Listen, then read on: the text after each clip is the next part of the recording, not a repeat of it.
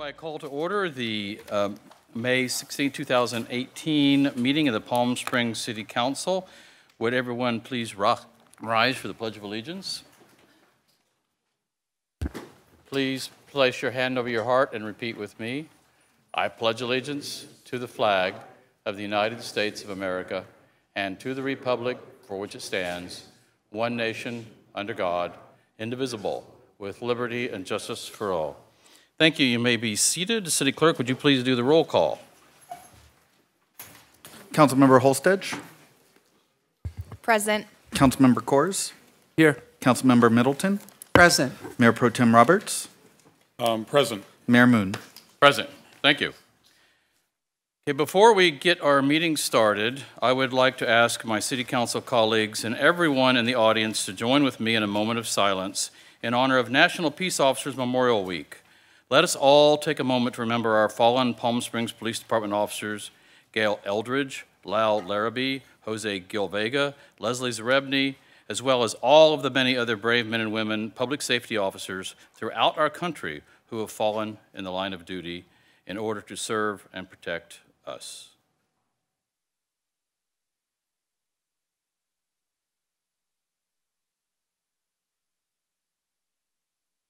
Okay, thank you very much. And next item, presentations. Dr. Reddy, do you have any presentations this evening? No, there are no presentations, Mayor. Thank you. Okay, the next item, the City Council will discuss the order of the agenda, may amend the order and add urgency items, note abstentions or no votes on consent calendar items, and request consent calendar items be removed from the consent calendar for discussion. The City Council may also remove items from the consent calendar prior to that portion of the agenda. I would like to entertain a motion for acceptance of the agenda. Are there any items any council member would like removed from the consent calendar for separate discussion and or vote? Councilmember Coors? Thank you, Mayor. Let's see. So 1C, 1I, 1J. No, I have a lot tonight. Sorry. 1K. I have very little on the main agenda, but I have a lot in consent. 1N and 1R. I think we just lost our consent calendar.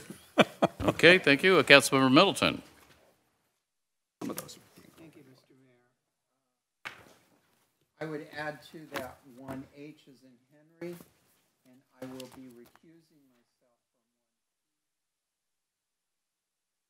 from 1 of neighborhood. Is that T as in Tango? T, okay, I'm sorry. Thank you. Councilmember Roberts. Thank you, Mayor. I'd like to remove item 1B, and I think we've already removed 1C, correct? Yes. So, oh wait, I'm sorry, hold on. And 1O, Oh? Is it Oscar? yeah, 1O, I believe. Pretty much the entire consent calendar, Mayor. Okay, anyone else? Mr. Mayor?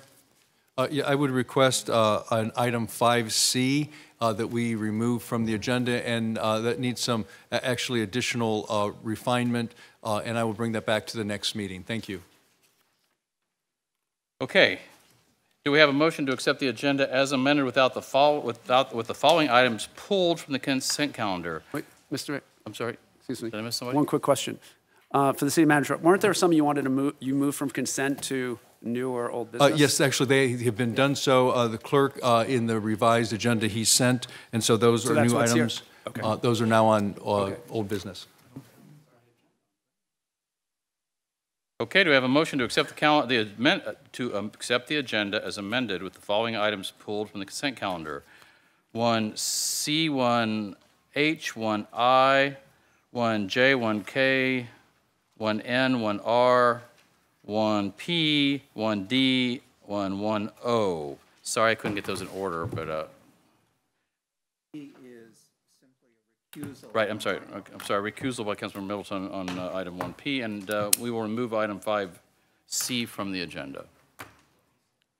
Okay, motion is to approve by Mayor Pro Tem Roberts and seconded by Councilmember Coors. Motion is on the floor. Motion passes 5-0. Report of the closed session. City Attorney?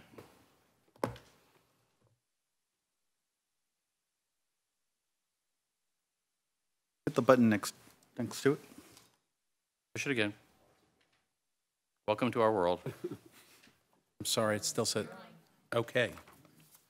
Mr. Mayor, members of the council, as you'll note, we had an extremely lengthy closed session agenda.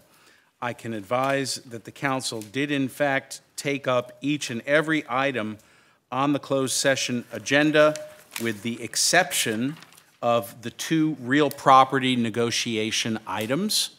The council gave direction, of course, on many of these items, but there was no reportable action. I would like to note, for purposes of closed session, that we did have a recusal on one of the initiation of litigation items by Mayor Pro Tem Roberts and by Councilmember Lisa Middleton. We had a recusal on the Lockwood litigation by our city manager, Dr. David Reddy, and that concludes my report out of closed session. Okay, public testimony for non-public hearing items only. This time has been set aside for members of the public to address the City Council only on non-public hearing agenda items. 2 minutes will be assigned to each speaker. You are asked to begin your time by telling us what agenda items or items you are speaking about. To remind, testimony for public hearings will only be taken at the time of the public hearing, and general public comments for subjects not on tonight's agenda will be taken later in the evening. So our speakers tonight, right now I have 9 signed up. First one is Jim Harmon, followed by Chris Hector, then Tony Aguilar, and then Daryl Bana. Mr. Harmon. Mr. Mayor, while Mr. Harmon's coming down, I neglected to note in my closed session report that all of the recusals I mentioned were based on real property interests owned by the council members and Dr. Reddy within 500 feet of the items in question. Thank you, Mr. Kotkin. Okay, Mr. Harmon, welcome.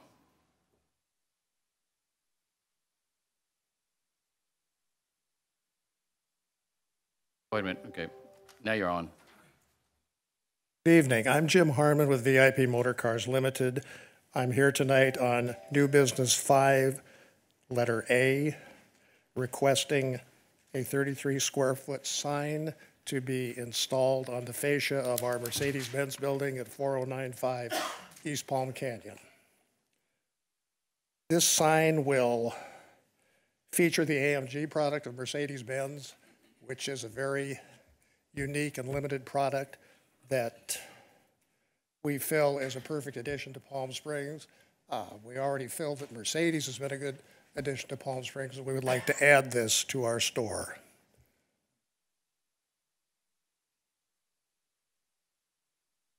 So you got another minute and 19 seconds. Oh.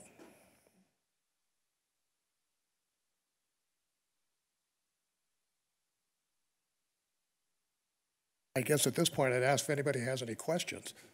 No, we can't. We don't ask questions this time. This is just for public comments. So Okay, thank you. I'm sorry. This is obviously my first time in front of you folks. Okay. The sign itself would be on the front fascia of the Mercedes-Benz building, located next to the actual Mercedes-Benz sign. Smaller font. This is required by Mercedes. We don't have a lot of choice in what they allow us to put up. And hopefully, you'll see the value in this for both us and yourselves and give us an okay to do this. Okay, thank you, sir. Thank you very much.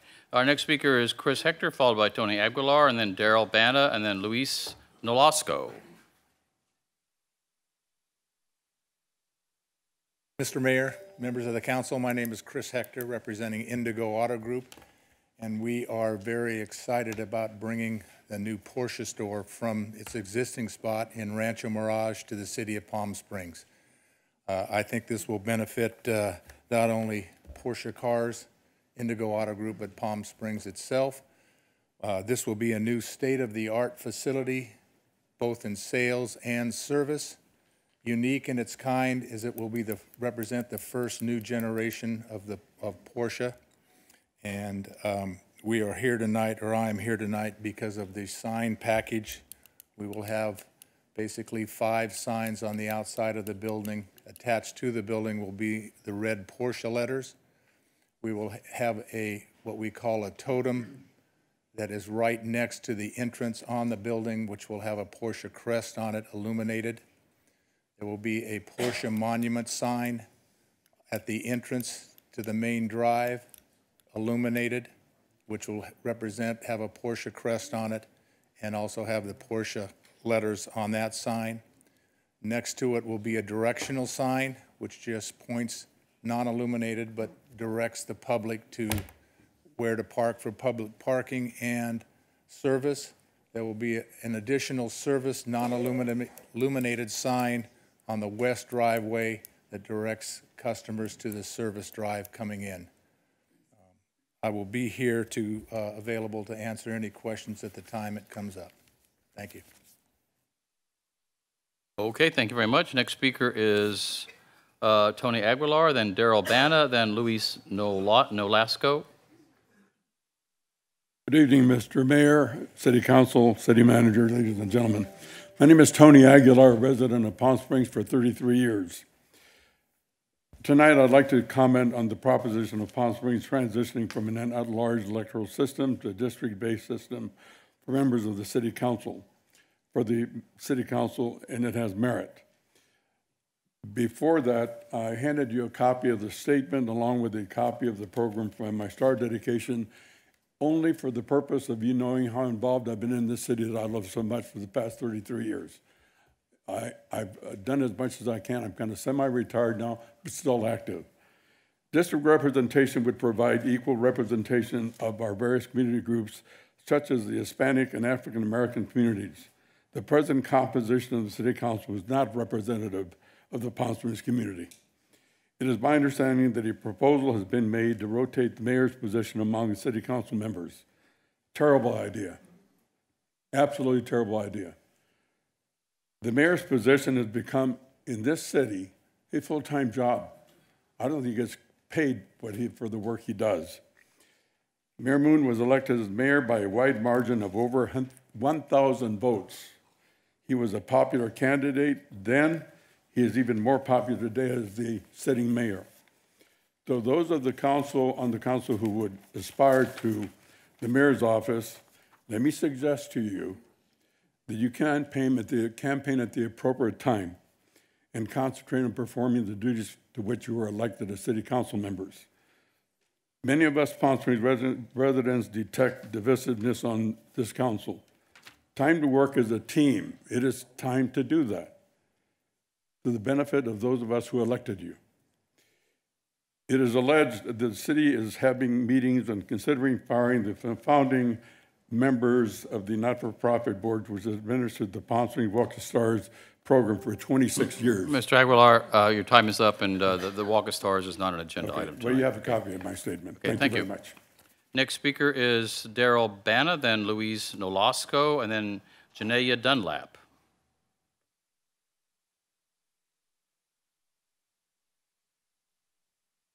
Hello, it's Daryl Baum with Wabi Sabi Japan Living. So I'm talking tonight about the sign ordinance and the current version as it is.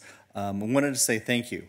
The portable sign program as presented in the latest rendition is good work, and I believe that the City Council and City Planning has been effective in listening to the requests of the small businesses. Does it satisfy my requests? Not completely. However, the city met the alley businesses halfway, and that's better than where we were. The outcome of discussions and debate results many times in compromise, and that's what I've always done in my career, so I appreciate where we're at. I confirmed with the head of city planning that my portable directory sign will go on to MCB property, the property owner, where it has been since March. It has not and will not impede pedestrian traffic, and it allows for the ADA 72-inch space. This is the same situation for neighboring businesses, Crystal Fantasy and the Juice Bar as well. and countless others. They've had their signs on the property their property near the sidewalk as well, and not on the city's property or on the sidewalk. So I appreciate the efforts that have been made on this, and I know it's a small little project, but it's helps me out tremendously. So thank you. Thank you, Mr. Urbana. Next is Luis Nolasco, and after Mr. Nolasco is Janaea Dunlap, then Ken Woods, and Lynn O'Neill, and then Lewis Stewart. If anyone else wishes to speak, please put a card in at this time. Good evening, Council. My name is Luis Nolasco. I'm a community engagement and policy advocate with the American Civil Liberties Union of Southern California in our Inland Empire office. I'm here tonight to talk about Agenda Item 1I, the amicus brief in support of the California Values Act. I just want to first off start by thanking Council Members Core and Holstich for introducing this item. It's super important because I think Palm Springs is the first city in the inland region to be voting in support of immigrants. So I think that really shows the dedication and the commitment of the city of Palm Springs to inclusion and diversity. So I want to thank you for that, for all the council members for that. And you know, as I'll share a little bit about myself. I'm undocumented. I'm here on DACA. I graduated college. So you know, this is very personal to me. And I just want to say that resolutions and discussions like this are very important because it reminds me that not everybody out there wishes ill upon me, and that I actually have friends and community that embraces me and embraces the contributions that I provide to this country. So for me, it really warms my heart when I hear cities like Palm Springs bringing up these issues and you know, saying that you're pro-immigrant just means a lot, especially in these times that, you know, it's xenophobia is in the mainstream narrative. It really gets me down, and I think decisions like this just, you know, bring me hope again. So thank you for the time, and we look forward to hoping you sign on, and thank you for your leadership on this issue. Thank you. Thank you, Mr. Nolasco. Our next speaker is Janaea Dunlap, then Ken Woods, then Lynn O'Neill, then our last speaker so far is Lewis Stewart.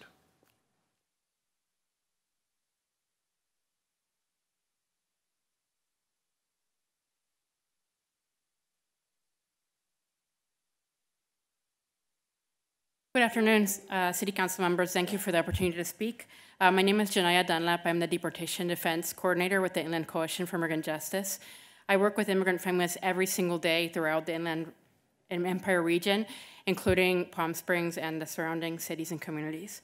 I want to thank Council members Holstich and Kors for proposing that Palm Springs be added to the amicus brief in support of SB 54. Approving this would be a courageous and historic action on the part of Palm Springs City Council in the current climate of hate and xenophobia rising around the country. While SB 54 is in no way a sanctuary law, it goes a long way in creating a safer community for everyone. One of the longstanding issues that we have had in this region is with sheriff deputies calling Border Patrol for the purpose of translation. And this has resulted in people being turned over to Border Patrol for deportation after even just a traffic stop. This is one of the things that SB 54 addresses by ending this practice. And we believe that disentangling immigration from local law enforcement goes a long way to address the fear that many in our immigrant communities have had for so long in calling the police or working with police to resolve crimes. And the SB 54 creates better relationships between local police and the immigrant community in order to achieve this. So I want to thank you again for considering this and definitely encourage the City Council to approve this item. Thank you. Thank you, Ms. Dunlap. Our next speaker is Ken Woods, followed by Lynn O'Neill, and then Lewis Stewart. Good evening. My name is Ken Woods, and I'm here speaking on the immigration issue, SB 54. I'm speaking here on behalf of my best friend who was undocumented. He was the light and love of my life for 14 years. He came to California over 20 years ago, legally on a student visa. He had health insurance, but the cost became prohibitive for him. We tried to sign him up for Obamacare, but because of his immigration status, he was ineligible. He decided to let his insurance go in order to have money to send back to Mexico to assist his sick father. In May of 2014, he ran himself down and became very ill. Because of his immigration status and lack of affordable care, he went to the east end of the valley where some crackpot doctor told him he just had a cold. When he reached the point that he couldn't breathe, he went to Eisenhower, where they diagnosed him with pneumonia and immediately put him in intensive care. He slipped into a coma, and on June 10th, he passed away. He was only 38, and I miss him every day. I urge this council to support the brief that Councilmember Kors and Holsage are bringing up for you tonight. Thank you. Thank you, Mr. Woods. Next speaker is Len O'Neill and Lewis Stewart. Good evening, Council. My name is Lynn O'Neill, and I am the legal coordinator for the Coachella Valley Immigrant Dignity Group. And it was a group that we created because we recognized there was a need to bridge the gap between the East and the West Valley during such constitutionally perilous times. So we fully support this measure tonight because we're aware that the people throughout the Coachella Valley and the state of California are at extreme risk. And I thank you for being the first council to address this issue. Hopefully you'll lead the way. So we can march and we can rally and we can make phone calls, but none of that will matter absent clear rulings from the court to protect us. The attacks on our rights are so egregious, they have to be adjudicated by the court. So at present, the DOJ has instituted a suit that has many causes of action that are alarming, but the one that truly concerns me is their statement that ICE should be able to enter into a business on a civil warrant issued under executive powers. They want to eliminate the need to have a judicial warrant. That cuts out 1/3 of our system of checks and balances, and that is alarming. So we're asking you tonight to join the state of California in the fight to prevent federal overreach, to protect individual rights, to protect states' rights, and to protect our system of checks and balances. Thank you. Thank you, Mr. O'Neill. Ms. O'Neill, the next speaker is Lewis Stewart. Mr. Stewart is the last person who's listed to speak. If anyone else wishes to speak, please put a card in right away to the city clerk. Honorable Mayor, esteemed council members, hardworking city staff, I would like to just let you know that in 1942, President Franklin Delano Roosevelt signed Executive Order 9066, interning 110,000 Japanese Americans. So as you can see, President Trump was not the first to order the indefinite internment of a scapegoated minority in our state. Let's not relive the shame of Manzanar and the Supreme Court's improper ruling on Korematsu. I request that tonight the council uphold Palm Springs' reputation as a welcoming, inclusive community by adopting the ACLU request and adding their name to the amicus brief on SB 54. Thank you. Thank you, Mr. Stewart. City Clerk, anyone else wish to speak? Seeing none, we will close the first portion of public testimony. Next item is City Council, Subcommittee, and City Manager's comments and reports. This time is set aside for the City Council to provide additional general comments, reports, and announcements. Additionally, this time is set aside for the City Manager to update the City Council on important items initiated by staff or previously requested by the City Council. Dr. Reddy, do you have anything to speak? Not this evening, Mayor. Thank you. Okay, I think we probably have several reports tonight. I'd like to start out with one on behalf of the Palm Springs Walk of Stars Ad Hoc Committee, which is Mayor Pro Tem and myself. The Palm Springs Walk of Stars has been in existence for about 25 years, and the current license agreement, which the Walk of Stars is working under, has been in place since 2013 and expires June 4th of this year, which is just a few weeks away. For 6 months, the Ad Hoc Committee, which is Mayor Pro Tem and I, have worked exhaustively examining every aspect of the Walk of Stars program. We have met with staff, we've met with the current Palm Springs Walk of Star licensee, and we've talked to the Palm Springs Chamber of Commerce. We will be coming to the full council at the next meeting on June 6th, with several recommendations as a result of the studies we have been doing. One of those is we're going to suggest that we replace the current license agreement with a service agreement with the Palm Springs Chamber of Commerce to operate our Palm Springs Walk of Stars in a similar manner as the Hollywood Walk of Stars is now done by the Hollywood Chamber of Commerce. That will be one of our recommendations. We also have numerous recommendations on upgrading and clarifying the qualifications to receive a Palm Springs Walk of Star.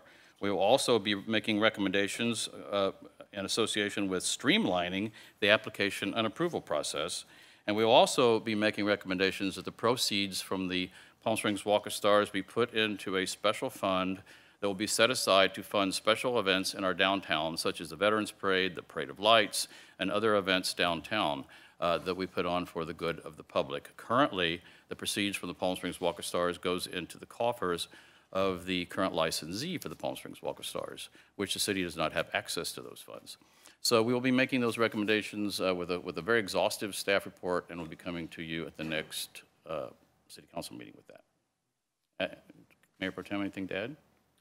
Not to that. I have another report. Okay. Next, Councilmember Middleton. All right, I have a few here. I want to begin with the Affordable Housing Subcommittee that is Councilmember Holstage and I. We had our first meeting this week. It was a very informative meeting. My compliments, our compliments to Jay Verada and to all of the team that was responsible for a very in-depth presentation of information. And as a reward for providing us with much information, we ask for a whole lot more information from them. But we have, not only in our city, but across the state, a crisis in terms of the number of housing. And if for anyone who has a concern when it comes to homelessness, you have to be paying attention to where we are in terms of the need for more housing and for different versions of housing. So we are going to be looking very seriously at all of the options that we have on the table and coming back to this council with recommendations for changes perhaps in our zoning and building codes to streamline some housing, to be more creative in the use of land that we have to create greater opportunities for affordable housing in not only in our community. This is a shared responsibility of every city in California to address the housing needs that we have. Some reports are that we have as many as 180,000 new homes short each and every year. People are coming to our state, and if we do not build the housing for them, we know where they will end up, and affordability becomes an incredibly important factor.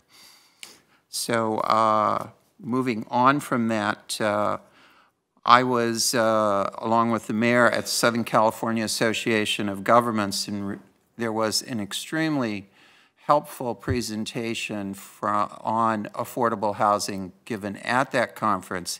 And many cities are responding to this crisis by being more creative with their codes and with unit sizes that they have in their homes. I think there's some examples for us to take a look at, and we look forward in the ad hoc, in the housing committee to work on that. We would request that the Affordable Housing Subcommittee be expanded to include an Affordable Housing Ad Hoc Committee so that Councilmember Holstage and I may meet with organizations such as the Coachella Valley Housing Authority and other groups that are building affordable housing. Moving on from that, I will talk also again about the Southern California Association of Governments meeting. One of the big themes of that was the importance of SB 1, which provided so much transportation funds.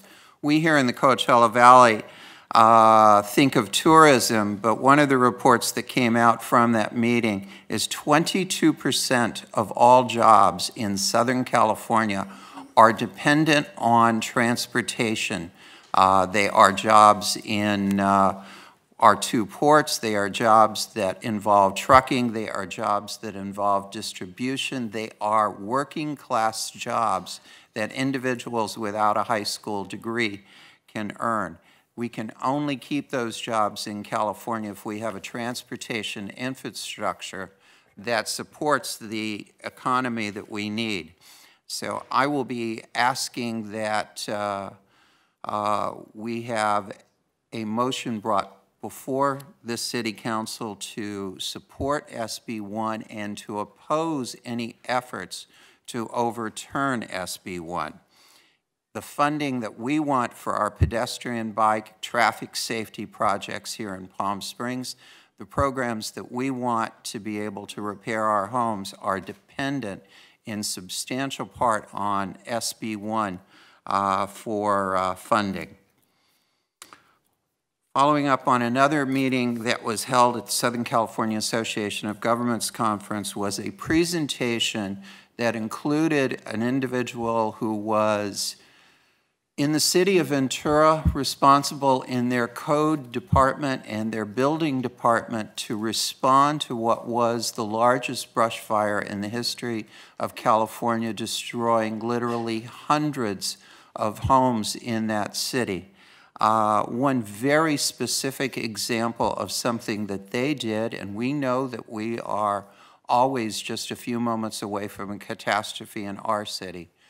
But with hundreds of homes destroyed by fire in moments of you had hundreds of homeowners without any information to document the deeds to their home, the building plans to their home. What the city took and did, and it did take them a few days, but they put together in a large room at City Hall envelopes that had for each and every address for their city all of the building codes, all of the plans, every single document that was related to that city that could be traced back to an address. And all a homeowner had to do to take possession of it was walk in and give some demonstration that they lived there, which certainly went a very long way to dealing with issues. So I would like to ask staff to take a look at what we can do, not only to prepare for an emergency in terms of the activities that happen during the emergency, but that we take and develop programs to respond in the days and weeks after the emergency when people are trying to recover. In fact, it becomes some of the most important time in people's lives. Moving on, I apologize, I have a lot, but Councilmember Coors and I are working on the California Voting Rights Act and the response to that. In the course of that, we have identified that we will be hiring a diversity consultant to work with us, and in conversation with that program, we think there are some great opportunities for the diversity consultant to help us not only with moving forward on CVRA, but to help us as we attempt to recruit for our boards and commissions. And as someone who chaired the diversity committee, I can tell you our boards and commissions do not reflect the ethnic diversity of our city. So knowing that we have this diversity consultant who is going to be coming before us shortly and working with us, we would like to ask that all boards and commission terms that were set to expire on June 30 be extended to December 31st. No one be required to stay longer if they do not want to, but this would allow us to do more outreach to all of the communities and try to come up with boards and commissions that truly do reflect our full community. Last, I want to take note that I sat in with City Manager Dr. Reddy and all of the senior staff a couple of weeks ago for a meeting with the deaf community. And I want to congratulate the city manager for his work during that meeting. It was, for me, the best 90 minutes that I have spent since I have been on this city council. This is a community that has so much to contribute to our community, and we have not, up until now, even had so much as closed caption so that individuals in the deaf community could follow the proceedings in our meetings. They are reaching out to work with us, and we are going to be coming back to City Council with a number of recommendations to ensure that the community is fully represented. One outcome of that meeting is we had at least one individual from the deaf community who 24 hours later applied for one of our boards and commissions. Thank you. Thank you, Councilmember Middleton. Mayor Pro Tem Roberts. Thank you, Mayor. I have actually a very quick report. The Coachella Valley Association of Governments met for the Public Safety Committee and had a number of subjects. But what I brought to the council was something I thought would be of interest. The Public Safety Committee talked about the effects of things like Coachella. And I thought you'd find it interesting that Coachella was completely sold out this year, 125,000 people. Generally, they make approximately 300 arrests, and this year it was down 10%. And that's what I have to tell you. Thank you. Councilmember Coors. Thank you, Mayor. Two subcommittee reports. The first is the Ethics, Transparency, and Government Reform Subcommittee. The city attorney this week held a training for boards and commissioners on our new public integrity law. That is available on Channel 17, but you can also find it on the city website, and it'll take you to YouTube where you can watch it. I'm sure it'll be fascinating for everyone. But he did go through all the new rules for boards and commissioners, and the first quarterly meeting of the Public Integrity Standing Committee, which is Councilmember Middleton and I, will be on May 30th at 5:30, I believe, and we'll be, among other things, going over the second part of the Public Integrity Ordinance, which we hope to bring to council at the first meeting in June. So hopefully we can get that noticed soon as that draft is ready, so that people have time to review it and be prepared to come and share comments. And then the Business Retention Economic Development Standing Subcommittee, which is Councilmember Holstage and I, held a meeting.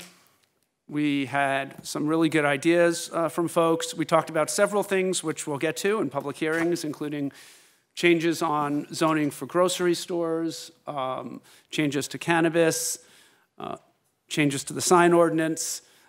In addition, we had a lot of talk about ways the city can work with liaisons to be more proactive in helping local small businesses, as well as a project we're going to start working on with the Chamber of Commerce to promote local businesses. So that's all I have to report. Thank you. Councilmember Holstage. Thank you, Mr. Mayor. I also have a number of items. This is my time to report what I've done for the people of Palm Springs, what they pay me to do. So I'm going to go ahead really quickly about the activities that I've done in the last 2 weeks. And what we've done is our subcommittees, though I delegated most of my reports to my fellow council members. So thank you for that. Lisa Middleton and I attended the Affordable Housing Press Conference and tour at Rosa Gardens in Palm Springs. And so we were there with a number of elected officials. Our Riverside County Supervisor, Manny Perez, was there. We had 2 council members and a mayor pro tem from Desert Hot Springs. We had even a council member from Blythe who was there in Palm Springs to show beautiful Rosa Gardens, which is an amazing affordable housing project that was done by Coachella Valley Housing Coalition. And I was honored to speak there and talk about the need for affordable housing in our community. And as Councilmember Middleton reported, our subcommittee is directly working on that and taking action to make sure that we provide housing and that we incentivize housing for everyone to live in Palm Springs going forward. We attended, the entire council attended the Agua Caliente groundbreaking ceremony for their cultural center. It was extremely well attended. There wasn't even enough room in the tent for everyone who attended. And it was a beautiful ceremony. A lot of elected officials were there, our congressmen, and that's a really exciting groundbreaking for our entire community and our partners there with the tribe. So that was a fantastic event. Councilmember Coors and I attended the Human Rights Commission that did a ceremony and an award ceremony to honor the kids, the local students who organized the local March for Our Lives event here in Palm Springs. And so we just did that, and we presented awards with the commission, which was a really moving and important moment to thank them for their leadership, thank them for the contributions that they've made about gun violence and really taking a leadership role in our community, which we want more and more young people to step out and get involved and show political leadership. And I told him, some of the student there, that we had a lot to learn from him, and we hope that he'll continue to be involved in Palm Springs and issues here. So that was a really rewarding moment. I went to the Women Who Lead luncheon for Palm Springs Life, and a number of local women leaders were honored there. So Trina Turk talked about her experience with her store in downtown Palm Springs.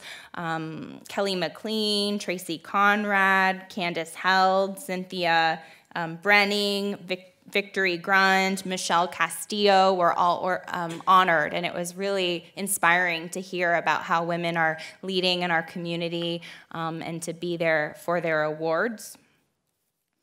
I have a few specific requests for staff and subcommittees.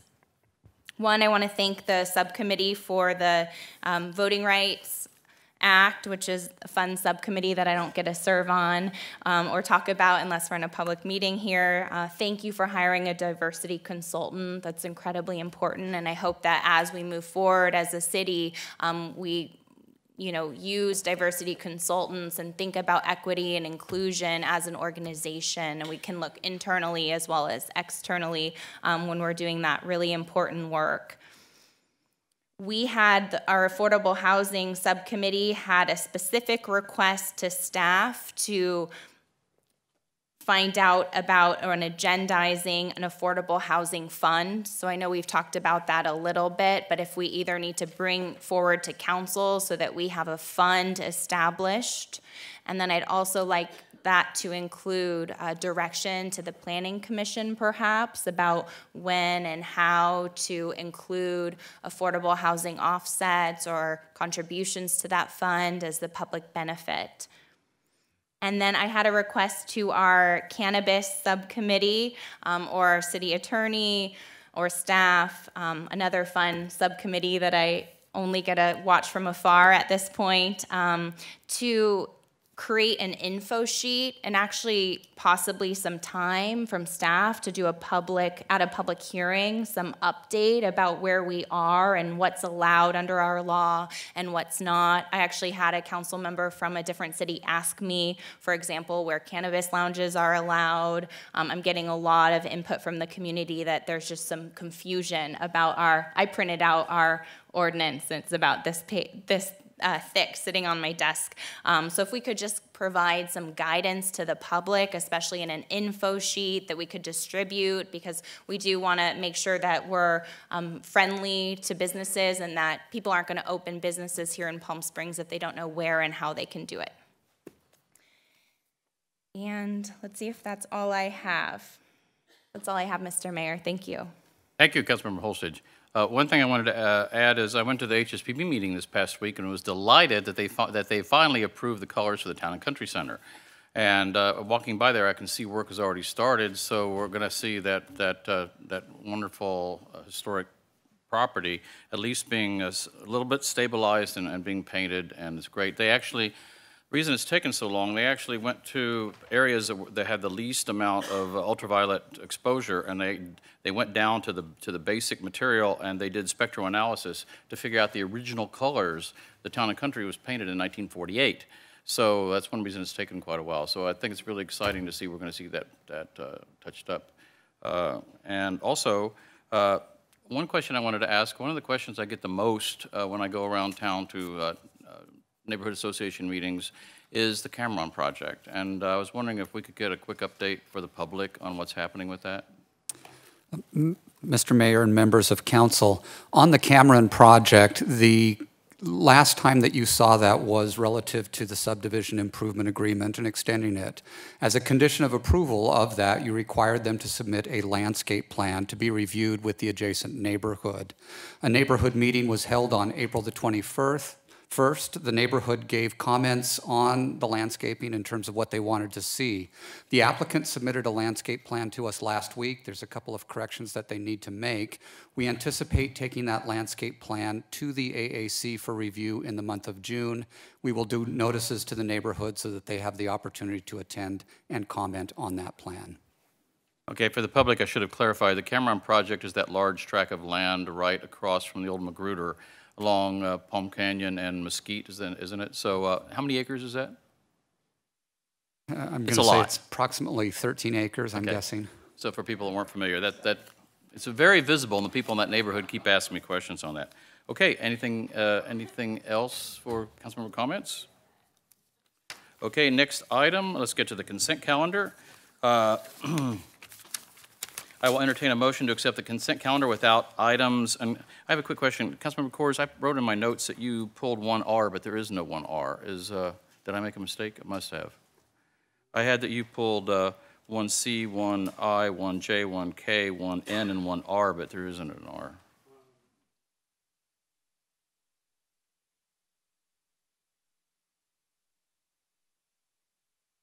Yeah. Okay, no R then, okay.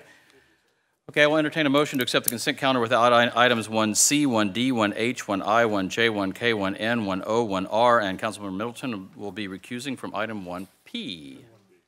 And 1B? Oh, I'm sorry. Okay, and item 1B.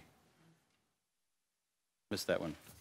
Okay, motion to approve is made by Councilmember Coors, seconded by Mayor Pro Tem Roberts. Motion is on the floor. Motion passes 5-0. Okay, thank you. First item, I guess then would be item 1B. And let me flip back to that. That is the staff authorized agreements and purchase orders for the month of April 2018. Mayor Pro Tem Roberts. Thank you, Mayor. Just not quite as much on this particular item, but it triggered another question. And I was noticing that we were paying nearly $16,000 for guardrail repairs, and I made the assumption that that was damage that was maybe done by a car. And then, Dr. Reddy, I had a sad memory of you and I walking out of this building one night after a council meeting and watching a drunk driver plow down the street and plow through the city property and a fire hydrant almost into the fountain. And my question to you is, in situations where people do damage to city property, do we back charge for that? Much the same way search and rescue now charges to pluck hikers out of the mountains when they get lost and so forth? Councilman, when, for example, in auto accidents where there's liability on the driver, we subrogate that claim. And actually, as it turns out, the city attorney and I were speaking of this yesterday, and he's updating a report that we'll be able to provide for council. A lot of these are part of potential lawsuits. We'll brief council in closed session, but we do go after those payments if they're due to the city. We do. So yes. In the case of what we saw, that driver would be liable for that amount of damage that he caused to the city in those Correct. situations? Okay. Thank you so much. Mayor Pro Tem, you may recall last year we collected for someone who ran into that big sculpture in Warm Sands, the big red thing. Right, I do remember that. Yeah, and they paid for that. Anyone else? Okay, we have a motion to approve. Motion to approve made by Councilmember Holstage, seconded by Councilmember Middleton. Motion is on the floor. Motion passes 5-0. Next item, item 1C, approve a resolution authorizing the City of Palm Springs participation in the County of Riverside Mortgage Credit Certificate Program. Councilmember Coors. Great. Thank you, Mayor. And I don't know if you want to explain this briefly. I just think it's important the public knows about this program, so sure. If our Economic Development Director. Absolutely. A mortgage credit certificate is a tax credit that is provided to qualified home buyers to help individuals qualify for home loans or to qualify for higher home loans. This increases that participant's buying power. The home can be attached, detached, single family, condominium, co-op, manufactured home. It has certain income requirements for eligible participants. For households with 1 to 2 persons, the range is from $73,300 to $87,960, and that has to do with whether or not the property being purchased is inside of a targeted area. And a targeted area is an area that has 70% of the households at 80% of the statewide median income levels. And that's part of the strategy to draw investment into areas considered lower income. And the way the program works is a tax credit is provided on a portion of the mortgage interest. And so that mortgage interest credit becomes part of the buyer's ability to repay a loan. So it essentially has the effect of increasing their income when their loan is being underwritten. And so that is what allows them to qualify for the loan or qualify for a higher loan. And it's managed, we piggyback on the County of Riverside for this. And in order to continue being a participant in the program, they've just asked that the City Council elect by resolution to continue to participate. Thank you. So I just want to point out that this is really a great opportunity for folks to, you get a 20% tax credit if you qualify for this program. And I would just like to encourage that we do some real outreach to realtors and to the community, because 20% tax credit on your mortgage, you're paying 20% less of your mortgage, is a huge difference for people trying to get into their first property. And you know, the income levels go up for households with 3 or more persons to $102,000. So it really is an opportunity for folks. So if we can come up maybe with a plan, maybe the Affordable Housing Subcommittee could look at this. But I think if we can really educate realtors, I mean, this should be something they would all be really interested in helping their clients with, and let folks know about this as broadly as we can. Thank you. Mayor Pro Tem Roberts. Thank you, Mayor. Like my colleague, I too got very excited about this because I had never heard of it before. And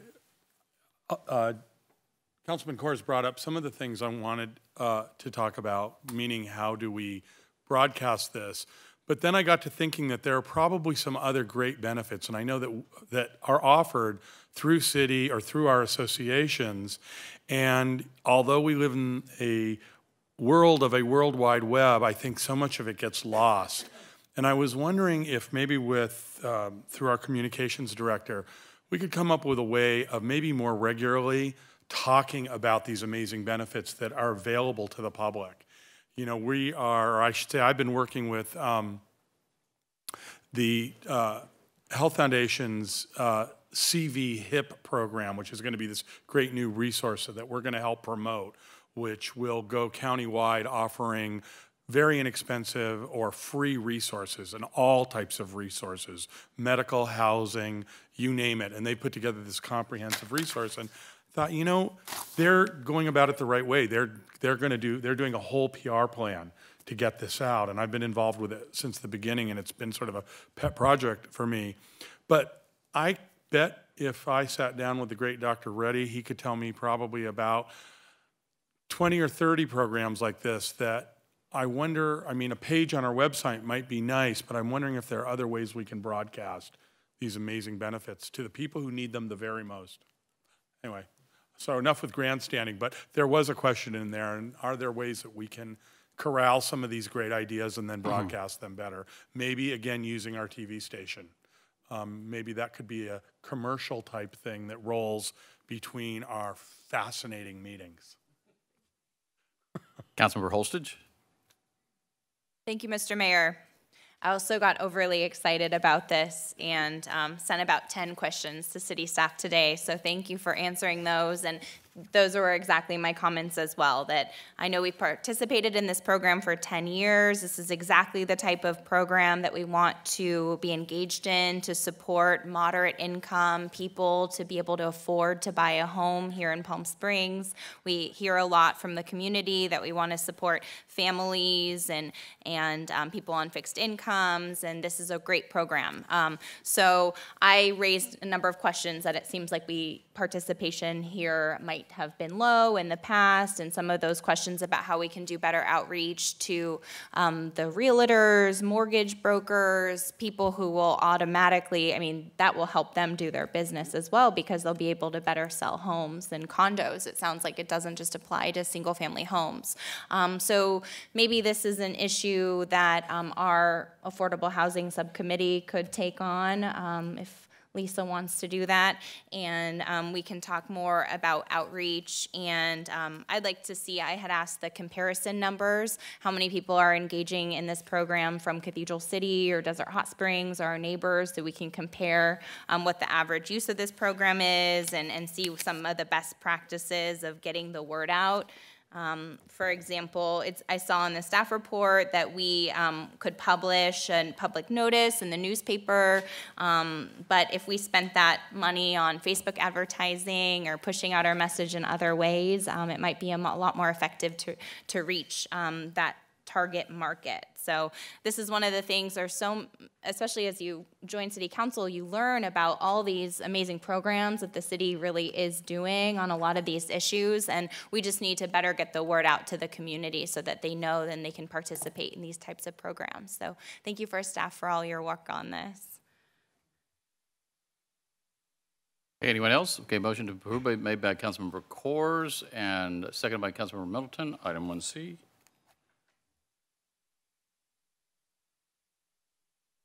Motion passes 5-0. Okay, item 1D, award a construction contract to Spice Construction Company, Inc. in the amount of $995,884.98 and approve a purchase order in an amount not to exceed $55,450 to Interwest Consulting Group, Inc. for the construction, management, and inspection services for the Tahquitz Creek Levee Improvement Project. Councilman Mayor Pro Tem Roberts. You pull this one.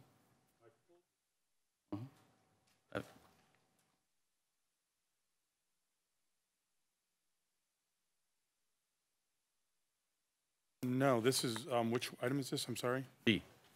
No, actually, I didn't pull D. I think I asked for B and you heard D. That's what happened before. Oh, sorry. No problem. Okay, can we just go on or do we have to vote on this? Yeah. Let's move on. Okay, I actually did not have 1D pulled, so we already voted on it. I think he heard D when I asked so for we're B. good. We can move on to 1H if you'd like. Yeah. 8, 9, 10. Since we pulled 11 items tonight, it gets a little confusing sometimes. Okay, next item is item 1H, is in hotel. Authorize a letter of support for Assembly Bill 1885, Undocumented Workers, California Resident Worker Program and Economic Stabilization Act. Councilmember Middleton.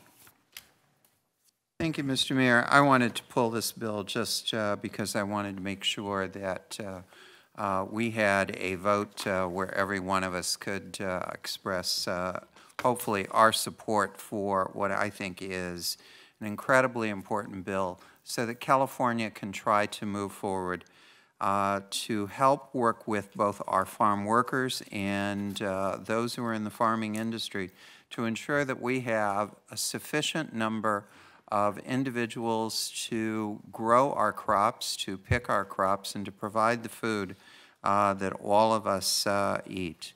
And it is incredibly important that we have an immigration program that actually works in our country.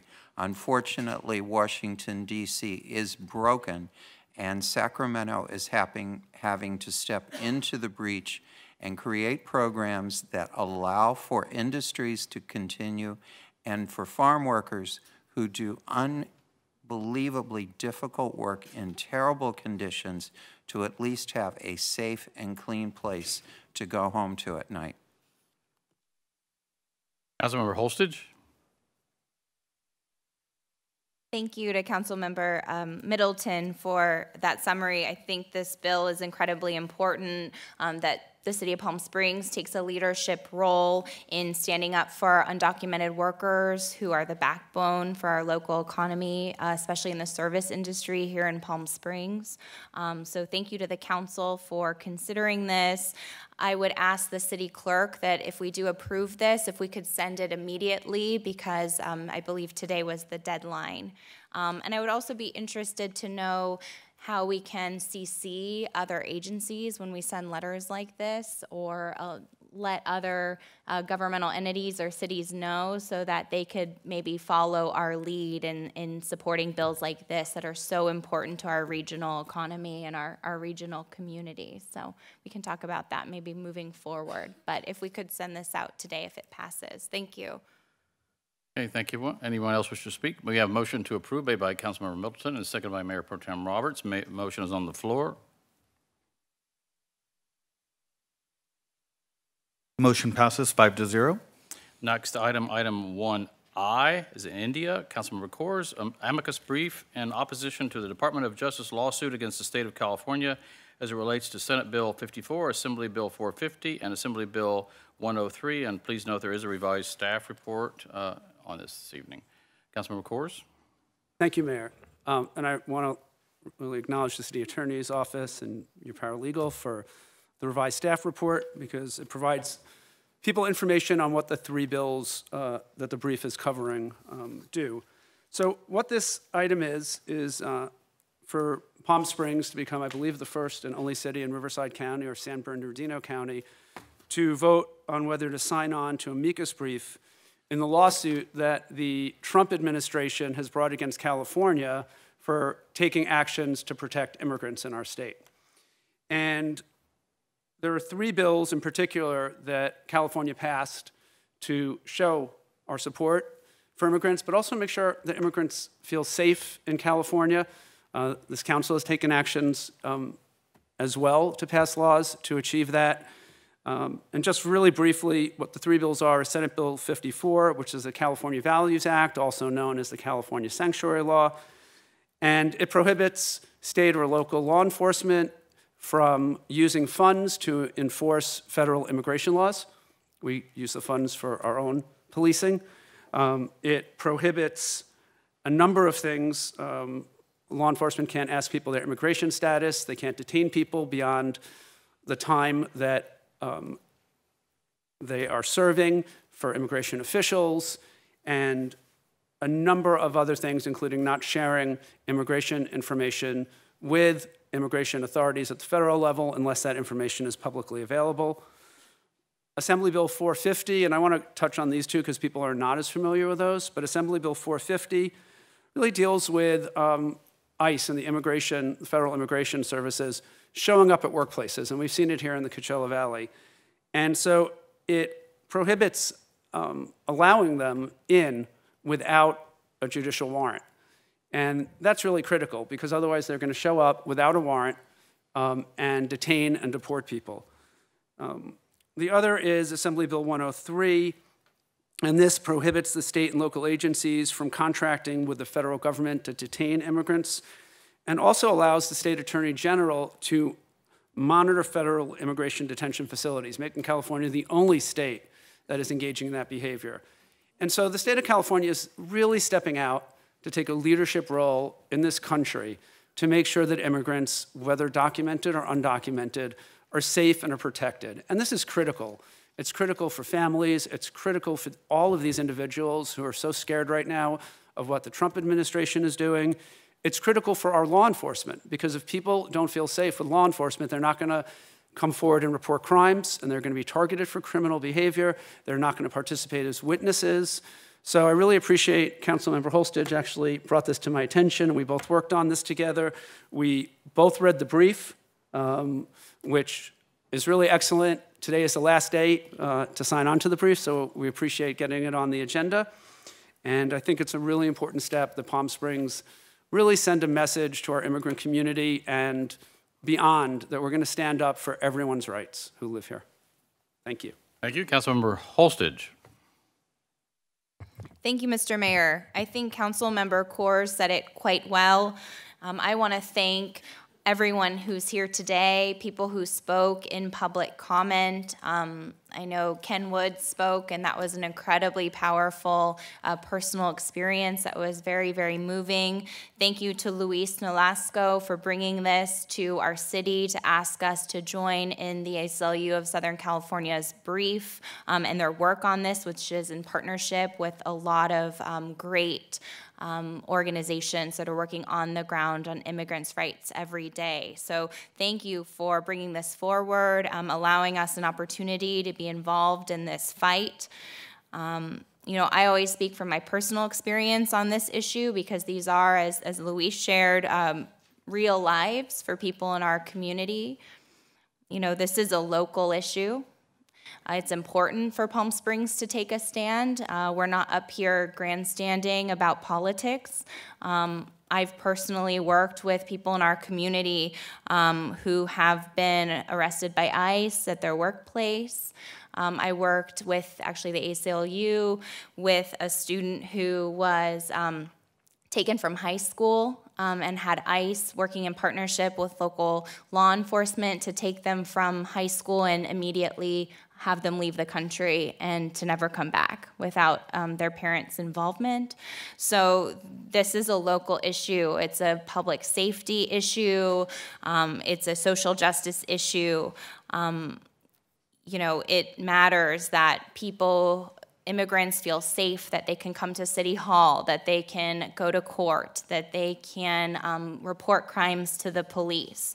Our Palm Springs Police Department knows this, and we haven't worked in coordination with ICE or asked for immigration status in you know, our policing for a reason, because we know that that actually only harms our entire community. We're all less safe if people in our community are under attack and don't feel safe to report crimes or use our city or court processes. So it's an incredibly important issue.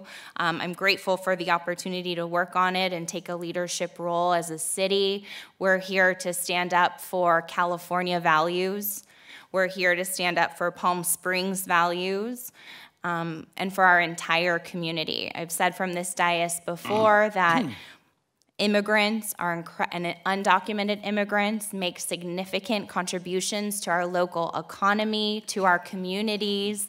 They are our neighbors, our co-workers, the kids and parents involved in our schools and our neighborhood organizations. And we need to make sure that they feel safe in Palm Springs and in California. And we will not be bullied by an administration to change our values or to throw any of our members or our residents under the bus. And so we're here to stand with you and for you and fight with you so that you can continue to live in Palm Springs and feel safe. So thank you. Councilmember Middleton.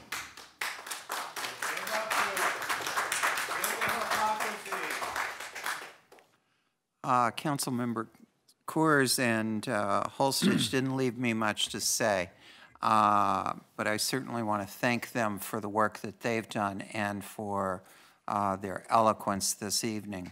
I took an oath to defend the Constitution. I took an oath to defend the people of this community, and that is exactly why I support SB 54, AB 450, and AB 103. It is exactly why I oppose efforts to break up families that are living and working in our community, and but for the broken politics in Washington, D.C. that has stalled for over a generation comprehensive immigration reform, we would not be here dealing with these kinds of issues at the local level. They happen on our watch here locally because Washington, D.C. refuses to compromise and bring forward comprehensive immigration reform. And until that happens, communities across this country are going to be facing these kinds of issues, and we will respond to them. Thank you, Councilmember Middleton. Motion to approve has been made by Councilmember Coors, seconded by Mayor Pro Tem Roberts. Motion is on the floor. Motion passes 5-0. Okay, next item, item 1J, authorize a letter of support for Senate Bill 1043, Department of Veterans Affairs, Veterans Services. Councilmember Coors. Sure. Thank you, Mayor. I just wanted to highlight this. Supervisor Manny Perez has asked cities in the Coachella Valley to send letters in. And what this will do is create a continuous appropriation of $7 million a year to fund county veteran services officers.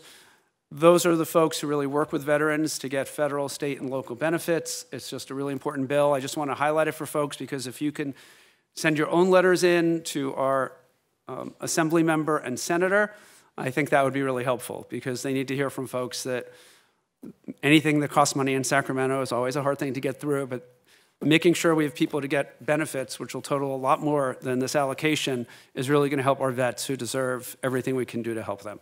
Thank you. We have a motion to approve. Motion approved by Councilmember Coors, seconded by Mayor Pro Tem Roberts. Motion is on the floor.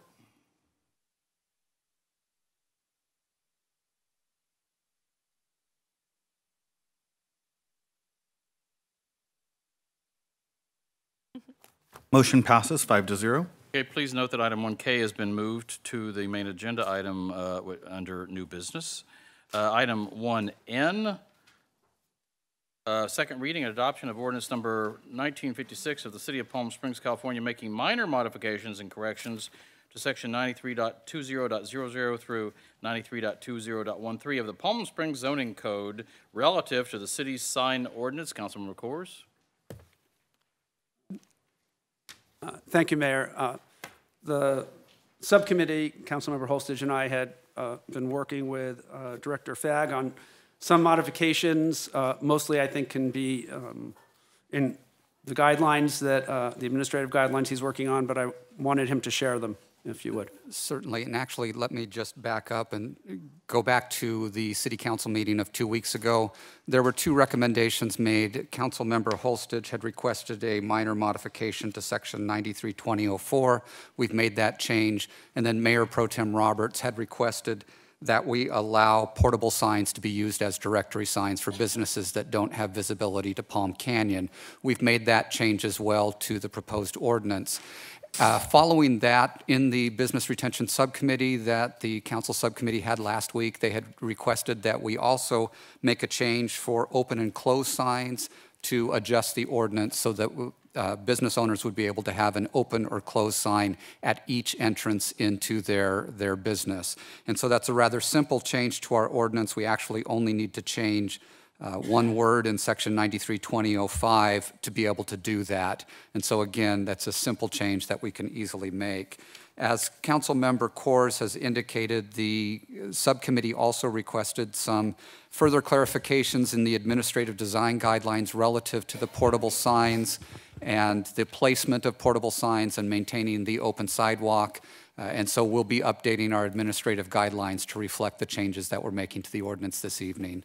And that concludes my report to you. We'll be happy to answer any questions. Mayor Pro Tem Roberts.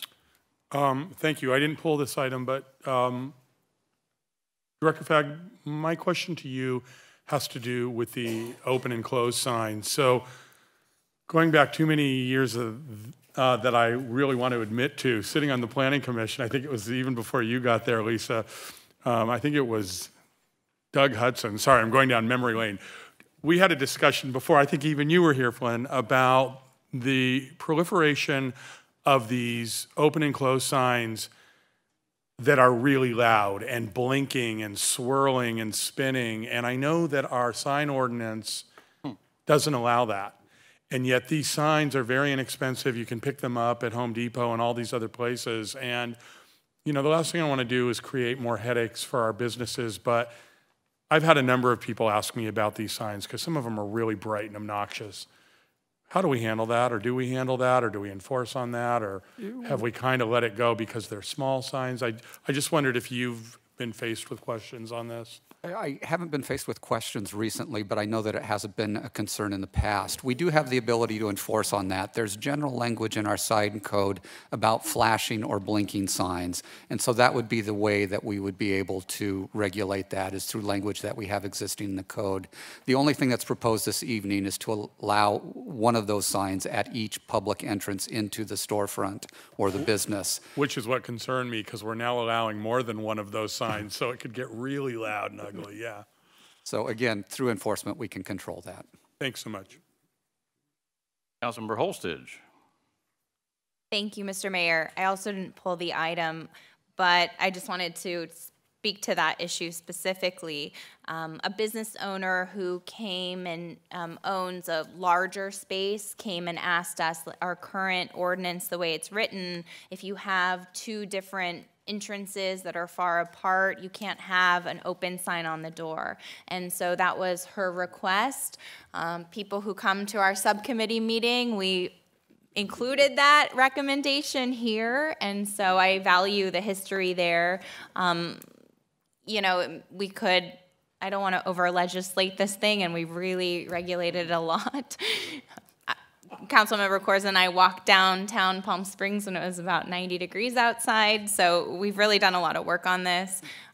We could have a limit based on square footage or something like that, but maybe a better thing to do would just be to bring this back in a year and see where we're at, and maybe not even make any changes, but just see, because I am also concerned about some of this is a really difficult thing to legislate, and it's almost a can of worms, because when we make some allowances, it you know, it's difficult to compromise on this issue, and so we've made a lot of compromises here to listen to the businesses and what they need.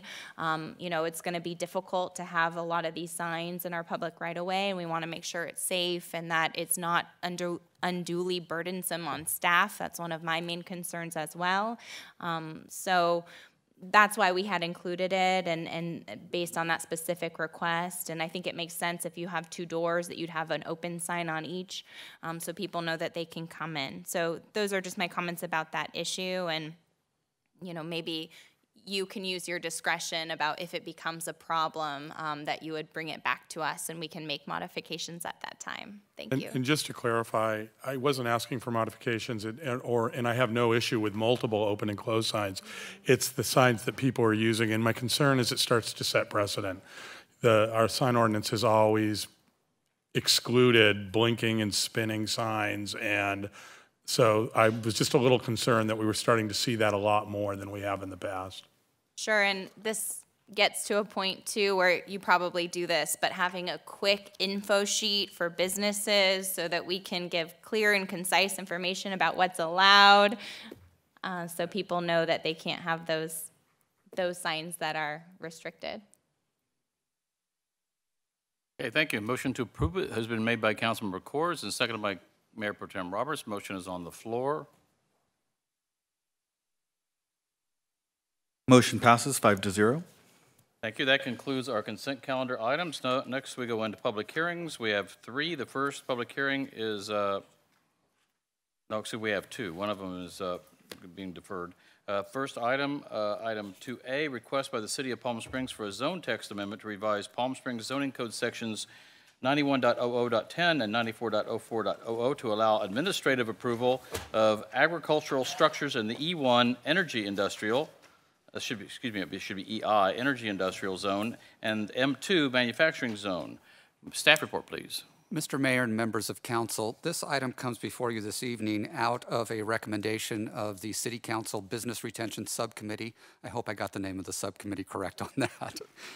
One of their meetings that they held back in March, the topic of the approval process for cannabis facilities in our M2 and EI zones was discussed. One of the things that was mentioned was a way to streamline or shorten the process, the architectural review process. And so what I've proposed to you this evening is to exempt agricultural structures from going through the architectural review process in the M2 and the EI zones. By way of background, those two zoning districts are located primarily north of the I-10 freeway in the city of Palm Springs. And so consequently, it's outside of the urban core of the city. It's also in an area that's somewhat challenging in terms of landscaping and other requirements. And so consequently, as this item was reviewed by the Planning Commission, they were supportive of the request to exclude agricultural structures from the architectural review process. I've since had some additional input from our City Council subcommittee questioning if we could expand that to not only agricultural structures, but also manufacturing structures as well. And so my response to that would be that as there is still staff review, we're still reviewing these projects for conformance to development standards. I don't see that that would be an issue or a significant change in the ordinance. So with that, that concludes my presentation to you. I'd be happy to answer any questions you might have. Thank you. Councilmember Coors. Great, thank you, Mayor. Flynn, so if we look on page 5, section 2, I know manufacturing was one thing we discussed because these are not in residential areas, so they don't need the kind of landscaping and the whole. So you would have the authority, but to have to follow our current rules. But it's also thinking about that last sentence there of, but shall not be a place where agricultural products are processed, treated, or packaged, which I guess ties into manufacturing. But you know, one option is deleting that for now, so just something for when we discuss it to look at, because in the case of cannabis, obviously it could apply to other agricultural products. They're grown and then processed and packaged in the same facility. So that sort of language, I know it's sort of from something else, would sort of defeat some of the goals. So I think whether it's saying manufacturing, whether it's taking that out, some combination, I would trust your discretion on how to best do that. But I just wanted to raise it before people testify that that's sort of what we're looking to do. Okay. That's all I had. Certainly. Councilmember Holstage. Thank you, Mr. Mayor. That was exactly my comment as well. So thank you. I think that it makes a lot of sense to expand into beyond just growing or agriculture, but really production, manufacturing, packaging. In my understanding of the industry is that's where it's expanding to, because there is so much grow facilities, at least in cannabis, that a lot of the future development will be you know, processing and packaging plants. So I would agree. I think it makes a lot of sense to cross that second part of that sentence out in the definition. So that kind of solves that. I had a few staff questions. You know, we want to be careful about, what we're exempting, then we're basically incentivizing those over other uses. So for the council to think about that and what we want to see the development to be there. And so you had said practically all of the E1 and M2 zones are above the I-10 freeway. Are there any other E1, M2 zones that this would apply to that are anywhere else in the city? You have a map in your backup materials. There's a portion of the EI zone that is south of the freeway.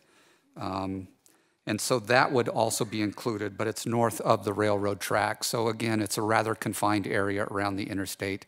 There's a small portion that is south of the freeway, though. Thank you. So, but only in that northern east corner of the city of Palm Springs? Exactly. Okay, thank you. I couldn't quite tell from the map if it was anywhere else, so thank you. And then is there any residential neighborhoods or zones around this area that we've zoned out? In the city of Palm Springs, no, there isn't. There is some residential area on the east side of Indian Canyon, so it's about a mile away from most of our, the land in our boundaries. So that would be the nearest residential neighborhood. Is that in the city of Desert Hot Springs? I believe it is, yes. Okay. And then I just had one more question. So, hoping I'm understanding this right, does this affect the due process rights of surrounding neighbors or property owners if we're eliminating a public hearing for these types of applications? Architectural review is not a public hearing. While we do notices to our neighborhood organizations, it's not a public hearing process. One of the things I will say to be aware of is that per our zoning ordinance, cultivation, manufacturing, and testing all require a conditional use permit still. So they'll still need to go through that process. That process is a public hearing, and so affected property owners or residents would be able to comment on those applications as they're going through the conditional use permit process. Perfect, thank you. I have no further questions. Okay, thank you. Seeing anyone else have questions of staff before we open the public hearing? Seeing none, we will open the public hearing, and members of the public are invited to speak on this public hearing item for up to 2 minutes. City Clerk, do we have anyone who wishes to speak? No public comment? Seeing no one who's asked to speak, we will close the public comments. Staff? City Council, any additional comments? A motion to approve has been made by Mayor Pro Tem Roberts, seconded by Councilmember Coors. Motion is on the floor. I apologize for interjecting. I need to know what your pleasure is regarding the council member Coors' comment about that last sentence. What are we doing? Councilmember Holstead, you just popped up. Did you want to speak? Yeah, so it sounds like, and we'd love the council to consider the motion to include expanding, not just for agriculture growing, but also for processing, packaging. So deleting that second part of that last sentence in the definition. I would like that. Delete that and add manufacturing and other related activities. Glenn, does that? I don't, yes. I apologize. I don't want to speak at all. If you can hear me, I don't want to speak for Director Fagg, but I will say I don't think you necessarily need to add anything because what you're doing is carving out these agricultural structures. By removing that phrase, you're essentially augmenting the agricultural structure definition beyond. If you do want the belt and suspenders, you can have it. Yeah, I mean, if it's all manufacturing, that might not be clear from this. You're getting into maybe potentially a second definition if you get into manufacturing, because that's obviously a separate use. Okay. Again, subject to the CUP. If you leave it without that second clause, it'll end. Okay. The structure may be used for the storage of agricultural commodities and farm implements. You could simply strike the words or processing, treatment, or packaging. Rather than having it be a negative, you could make it a positive. That would be the belt and suspenders, and I'm fine with that. Okay. Sounds good. Okay. That would be a good solution. Thank you. So the sentence, Director Fagg would read, the structure may be used for the storage of agricultural commodities and farm implements or for processing, treatment, or packaging. Okay. So many words. Thank you. And thank you so much to staff for bringing this forward pretty quickly after our meeting. We really appreciate it, and it's good to see that. Thank you. Thank you. And I accept the amendment to my motion of approval. Okay, we have a motion to approve as amended made by Mayor Pro Tem Roberts, seconded by Councilmember Coors. Motion is on the floor. Motion passes 5-0. Next public hearing item is item 2B, request by the City of Palm Springs for a zone text amendment to amend Palm Springs zoning code sections 91.00.10, 92.09.01, and 92.09.02 to allow grocery stores in the CBD, which is the Central Business District zone, and to provide for other minor modifications to the list of permitted uses. Staff report, please. Mr. Mayor and members of council, this zone text amendment also comes to you out of a recommendation from the City Council Business Retention Subcommittee. I always have to think as I say that to make sure I've gotten that right. One of the discussions that they had was relative to food deserts in the city of Palm Springs and making sure that residents have access to fresh food. As part of that, it was brought up that in our downtown area specifically, grocery stores are a prohibited use. There is language in the city's general plan that we should amend our zoning code to allow grocery stores and other personal service uses in the downtown area so that residents that we hope to attract to the downtown area would have the needs of daily life, as we call them. And so what you have recommended as a subcommittee is actually in line with a recommendation from the general plan, and so consequently this is supported by the general plan. What we're proposing to do is to no longer let grocery stores remain as a prohibited use, but rather, if they are under 15,000 square feet, so more of a specialty market type format, they would be a permitted use. It wouldn't require any type of a hearing. If they're over 15,000 square feet in area, they would require a conditional use permit. As you start to get to a larger store format, there tend to be additional impacts that you have to look at in terms of traffic, truck access, et cetera, and then also keeping in mind that the downtown area or the central business district is a pedestrian area, and larger format stores tend to work against the pedestrian character of that area. That's one of the reasons why we'd like to do a conditional use permit for stores that are over 15,000 square feet in area. If you look at your legislative draft, you'll notice that there's a lot of red in the ordinance. It seems a little excessive for something where we're just adding grocery stores as a permitted use. One of the things that we as staff would like to do as well is to help streamline the list of uses in our zoning code. And so we're taking this opportunity to do that in the central business district. As we amend other districts at some point in the future, we'll look at also streamlining the list of uses and making them consistent. What we're proposing to do is to streamline the list of retail uses. If you read through the code currently, it lists every type of retail use imaginable under the sun, including dressmaker shops, luggage stores, things like that. I think it's safe to say that we can categorize all of those as retail uses as the impacts are the same. In a similar fashion, we list all personal service uses, such as nail salons, hair salons, tanning salons, shoe repair, things like that. And again, I think that we can consolidate that under the general category of personal service uses. There's also been some conflicting language in the Central Business District use regulations. One of those is for spa uses. It currently requires a land use permit as a standalone use. However, it requires a conditional use permit when accessory to a hotel. That didn't seem to be consistent in our mind, and so what we're recommending is to just require a land use permit for spa uses.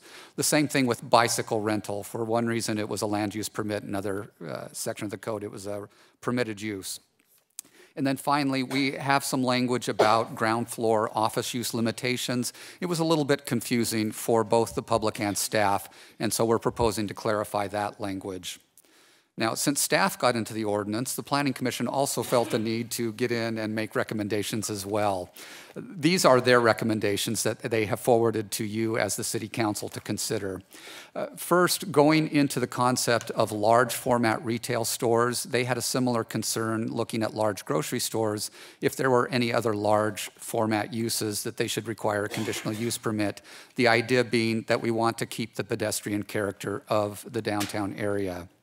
In addition, they also recommended allowing animal daycare as a land use permit in the central business district, but keeping it outside of the defined village center, and that is defined as the area between Baristo on the south and Amato on the north. Third, they requested that hotel uses require a land use permit so that we can evaluate parking and circulation associated with those. And then finally, they requested to eliminate the bank drive-through. We don't allow drive-throughs for any other uses, and it just didn't seem to fit with the character of the downtown area. We did receive public comment as this went before the Planning Commission.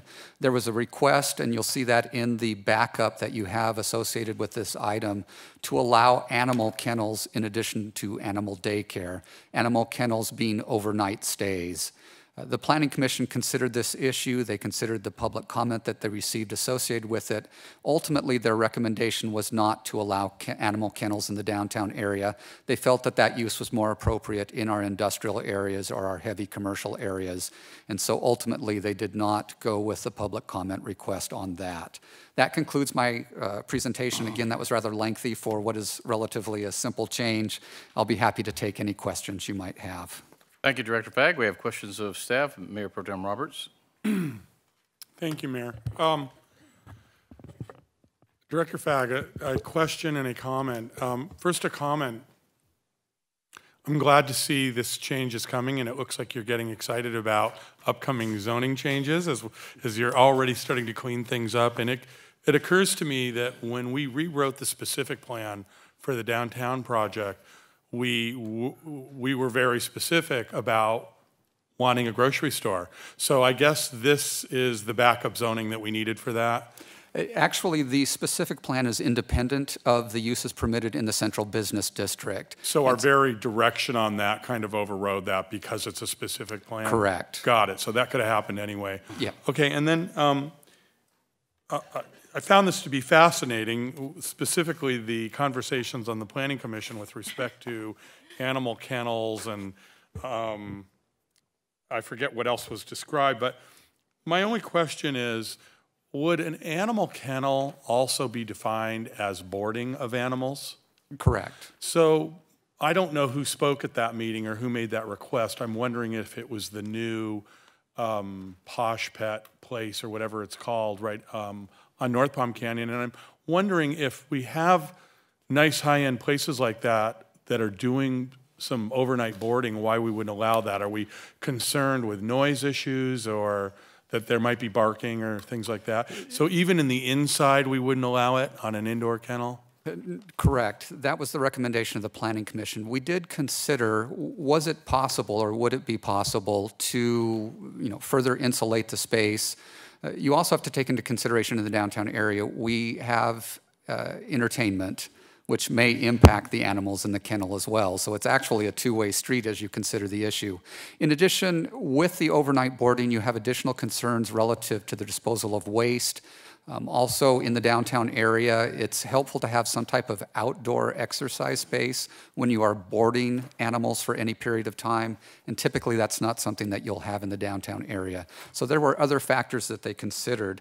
The request actually came from the Grandpa, which is a facility which is currently doing daycare in the southern portion of the central business district. And so they are doing that during the day, but they are not allowed to have overnight stays. Okay, you make a compelling argument with the recreation area. I could see where that might be a problem for businesses. Thanks so much. Councilmember Holstage. Thank you, Mr. Mayor. Thank you for your staff report. That was really helpful. I think I had a lot of questions as this expanded beyond just the request to allow grocery stores in that district, though I agree with and appreciate your recommendation to streamline the process. It just doesn't make sense to list all of these out in a way that even seems to be outdated. By the way, my favorite one is slenderizing salons. We need some of those back. So you can tell that they're outdated, and it just makes sense to do retail. So I appreciate that. So I have a question because I saw some that I wasn't sure if they would still be included. So things like, there's a few. So is your understanding, and just for the legislative record, is your understanding that everything that's listed here that's deleted is still going to be allowed and included in retail or professional service categories? That is the intent, yes. We did not want to leave out any uses that were permitted. Now, there were some corrections that we made. I'm just looking back, to the list of prohibited uses.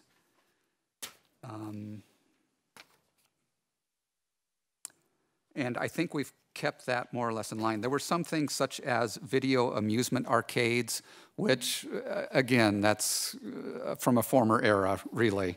That would be incorporated under commercial recreation, I believe. So one way or another, we have been able to incorporate what has been crossed out into some other category of use. And again, the intent was not to change the uses in the downtown area, but rather to condense the list down to something that's much more manageable. Thank you. So things like there's a beer garden taken out or discotheques. Is it your understanding that those would still be included? Is that retail? Correct. Or is that under cocktail? So a beer garden would fall under the same category as a cocktail lounge. Discotheques would be a nightclub. Sure. I just want to make sure we weren't losing anything there. So No. I appreciate that. And I meant to say, in your staff report, I understand that this got a little bit bigger at the Planning Commission and not from the staff level. So I appreciate that information. So I have a few other questions. So we already have existing drive-through use for some of the banks in that district. Is that right? Actually, I don't believe that we have any drive-through uses existing. Those that exist are outside of the Central Business District. I'm thinking of Union Bank, Bank of America. Those are both outside of the Central Business District. Chase, I don't believe, has a drive-through any longer. It's a walk-up situation. And again, the way that banks are changing, that most of them are going to some type of electronic format, that drive-throughs are really becoming a thing of the past. Great. So we don't have to worry about grandfathering in any of those. You know, I find the whole kennel conversation interesting. I see the arguments both ways. I guess we'll move into discussion before making any comments about that.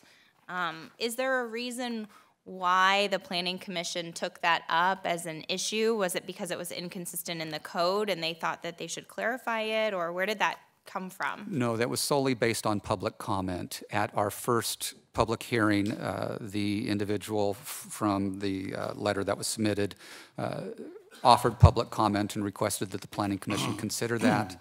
The Planning Commission put the item on hold for 2 weeks, continued it for 2 weeks, requested additional input and study by staff. We provided that to them, and ultimately they decided not to include it. But again, it was originated from public comment.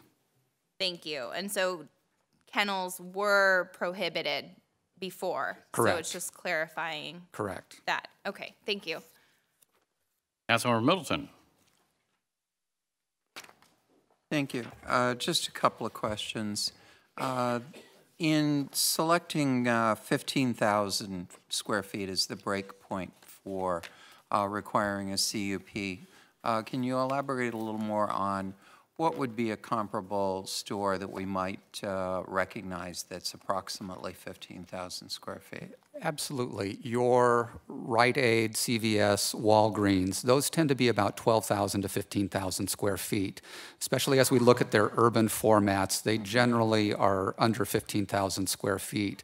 Those formats have also grown in recent years to offer fresh food as well. So those would be permitted. When you get above 15,000 square feet, that's above the size of your typical Trader Joe's or things like that. It's getting into the more full-line supermarket.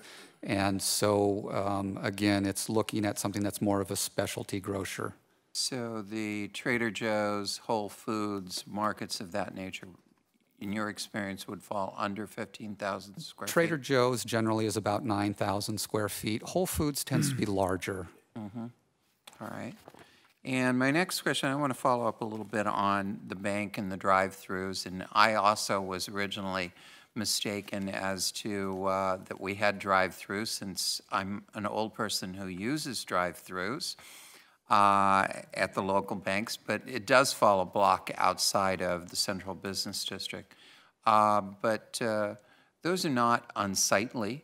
They are very attractive and useful for a large number of individuals, and I'd like to get a little more information as to why Planning Commission believes that we should ban any possibility of a drive-through in the Central Business District.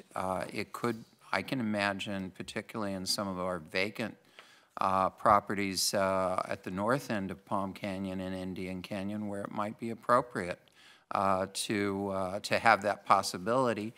And it would be something that would go back to the Planning Commission for approval.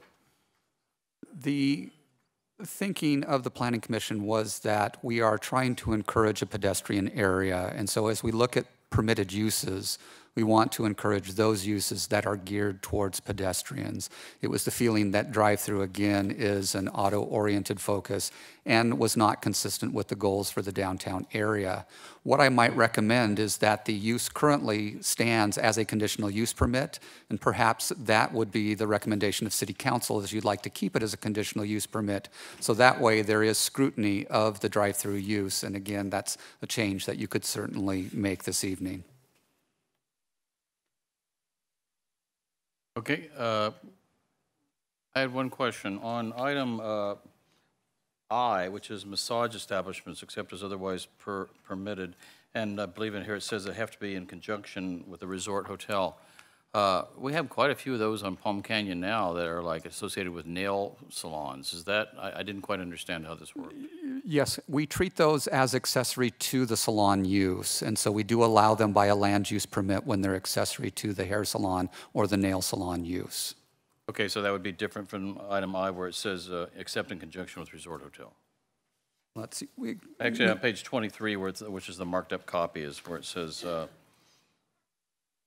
except in conjunction with the resort hotel. If you look on page 13, it just says as otherwise permitted, which I would take, looking at page 13, it means with a resort hotel. Okay. Let's see. I'm sorry, I'm not finding it here, Mr. Mayor. Okay, if you look at page 23 of the staff report. Yes. See under item K, it says massage establishments except in okay. conjunction with resort hotels. Correct. Then on page 13, it says except as otherwise permitted. Thank you for catching that. We'll correct that. It should be except as otherwise permitted. Okay. There was an inconsistency there I just wasn't sure of. Councilmember Holstage? Good catch, thank you. Councilmember Middleton's question spurred just a few more for me. So for the BevMo location there, about how many square feet is that? Because there's a similar open unit there that's a similar space. So would that be over 15,000 feet or no, that's not even close? No, it's under 15,000 square feet. Is that in the district there that we're talking about? It is in the It's central boundaries? business district, yes.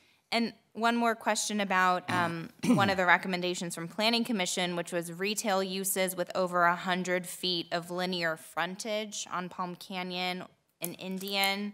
So can you explain what that looks like to us? What would be an example of that? This is a secondary measure in terms of conditional use permit, requiring a conditional use permit. They were looking at retail formats, 15,000 square feet or more than 100 linear feet. Typical block length is about 400 to 500 feet, so it would be more than 25% of the block or about 25% of the block. Again, trying to go back to what is the pedestrian character of the downtown area and trying to keep businesses in line with that pedestrian character. It wouldn't be appropriate to drop a Home Depot in the middle of downtown. That use just would not be appropriate there. And so for that reason, they wanted to use the conditional use permit process to evaluate the larger format stores. We discussed, are there any stores down there right now that have greater than 100 feet of lineal frontage? We looked at some of the new businesses that have gone in the downtown project. None of those are either above the square footage or the lineal frontage. If you look at the former Robinson's department store, the original store was, I believe, about 28,000 square feet and about 120 feet long. So the original store would have had to go through a conditional use permit process, but now that it's been divided up into individual tenant spaces, those individual tenants would not. Thank you. I notice you don't put staff recommendations about these new additions from the Planning Commission. Actually, I find that it goes back to supporting the goals and objectives of the Central Business District, and so for that reason, we would also support those. And again, there's a conditional use permit process that allows scrutiny of those types of larger formats. Thank you. Councilman Coors. Thank you, Mayor. One question. What is the reasoning of prohibiting tattoo parlors and body piercing? That's a very good question. There are a lot of downtowns now. They are in a lot of downtowns now. About 3 years ago, we had a zone text amendment that went forward to the Planning Commission to potentially allow tattoo parlors and piercing in the downtown area. And I can't remember off the top of my head if the Planning Commission had recommended approval of it, but it didn't get pulled forward to City Council, or if the Planning Commission had recommended that we not allow that. And I have 2 former members of Planning Commission here who might be able to vouch for that if they remember. But again, it was not ripe at that point in time to allow the use. I think we approved it. We were concerned very much like cannabis dispensaries with how the storefronts would be maintained, but we did approve it as a use, as I believe. Lisa, you were there by then, I think. I think we did approve it. I was trying to get an amendment that my son or daughter couldn't get a That's tattoo. right. I think I remember that. She wanted I think it was a conditional use permit just for her kids. Yeah. It never went forward to City Council. What I might suggest is if that you want to consider it, that's something that we should take back to the Planning Commission at a later date. Director Fagg, I had one question that brought up something Councilmember Holstage said, brought it to my mind. The BevMo is a fairly good-sized store on retail, and if we had grocery stores, they might be, similar to that. The lighting in BevMo we've discussed at council before is pretty ugly, and garish is a good word. That would be some other ordinance that would prevent something like that if we had a grocery store from having that garish lighting? Yes, one of the things that we might do, we've been trying to work with the property owner on resolving that issue. What I would recommend is that we actually go into our outdoor lighting ordinance, which is in the zoning code, and what we need to address in that ordinance is spillover from interior uses. And so that's something that the planning staff should follow up with here in the near future. The reason I bring it up now is you're talking about grocery stores traditionally have that kind of lighting, and we want to make sure that we have something that precludes that from happening in a 15,000 square foot grocery store building. Absolutely. And on the tail of what the mayor is saying, Flynn, I don't know if I know I brought it up. I just don't know if I did it here or in my dreams, but we're getting an excessive amount of light out of the front of H&M and the store next to it. It goes beyond garish. I did mention this to the developer, and I got a little bit of pushback, but I'm concerned that it's a trend. And I think it's something we need to pay attention to. Having large buildings downtown is one thing, but having them emit that much light at night where it's literally reflecting off the windows across the street, I think says we're probably crossing some boundaries here. Okay. Certainly. If you could let us know about that. Yeah. And if we need to beef up any ordinance on that, maybe bring that back to us. I noticed that was addressed recently by the Planning Commission. The new Porsche dealership didn't come to us, but I was at the Planning Commission. They actually required, because they have red lights going all the way around on on the building, they required the developer to put a rheostat in there so it could be adjusted to different brightnesses if the light was too garish. So that could be something we could look at going forward. Okay, does that conclude questions of staff before we go to, we're getting a little past questions of staff here. Okay, so the next item, we will open the floor for public comment. We have anyone who wishes to speak on this item? No public comment? Love it. Okay, that will close the public hearing. I have any comments by staff? We have a motion to approve by Mayor Pro Tem Roberts, seconded by, yes, Councilmember Holstage? Oh, I'm sorry. Councilmember Holstage? Thank you. I just wanted to comment about this kennel issue, and I respect the work of the Planning Commission, and actually to hear staff's recommendations as well as the recommendations from Planning Commission is very, very helpful to us in making that decision. We do have a lot of high-end pet spas that are the new trend. And actually, we've had some difficulty retaining those businesses. For example, we had Barkingham Palace.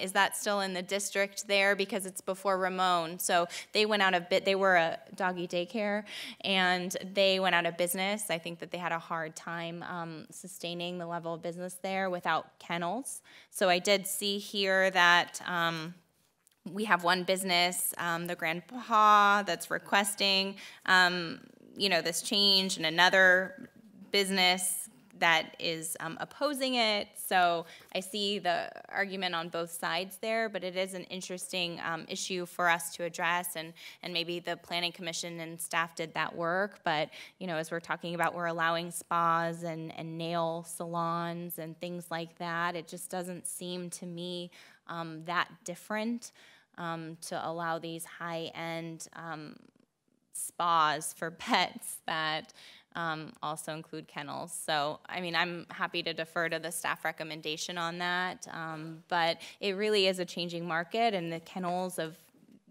when this was written and the boarding facilities that are today, because I've seen them at costs of hotel levels. They're really nice facilities often, and so to me it's a lot more like that than it is, a old school kennel. I tend to agree with you, which is why I had brought it up earlier with staff, but I was swayed by the impacts argument. And I can see if you were a business or a restaurant or a nail salon or a figure salon next door, that having a lot of barking dogs or any odors could be a real problem. And the thing that swayed me the most was the outdoor recreation area. And I don't know. Christy, I'm open to that as well with the CUP or with some very specific conditions to try it. I think it would warrant sending it back to the Planning Commission to really put together a list of conditions that something like that could fall into. Because I agree, more and more people are looking for places to park their pets overnight or so when they travel, and these places have become deluxe. They're no longer they no longer look like animal rescue places.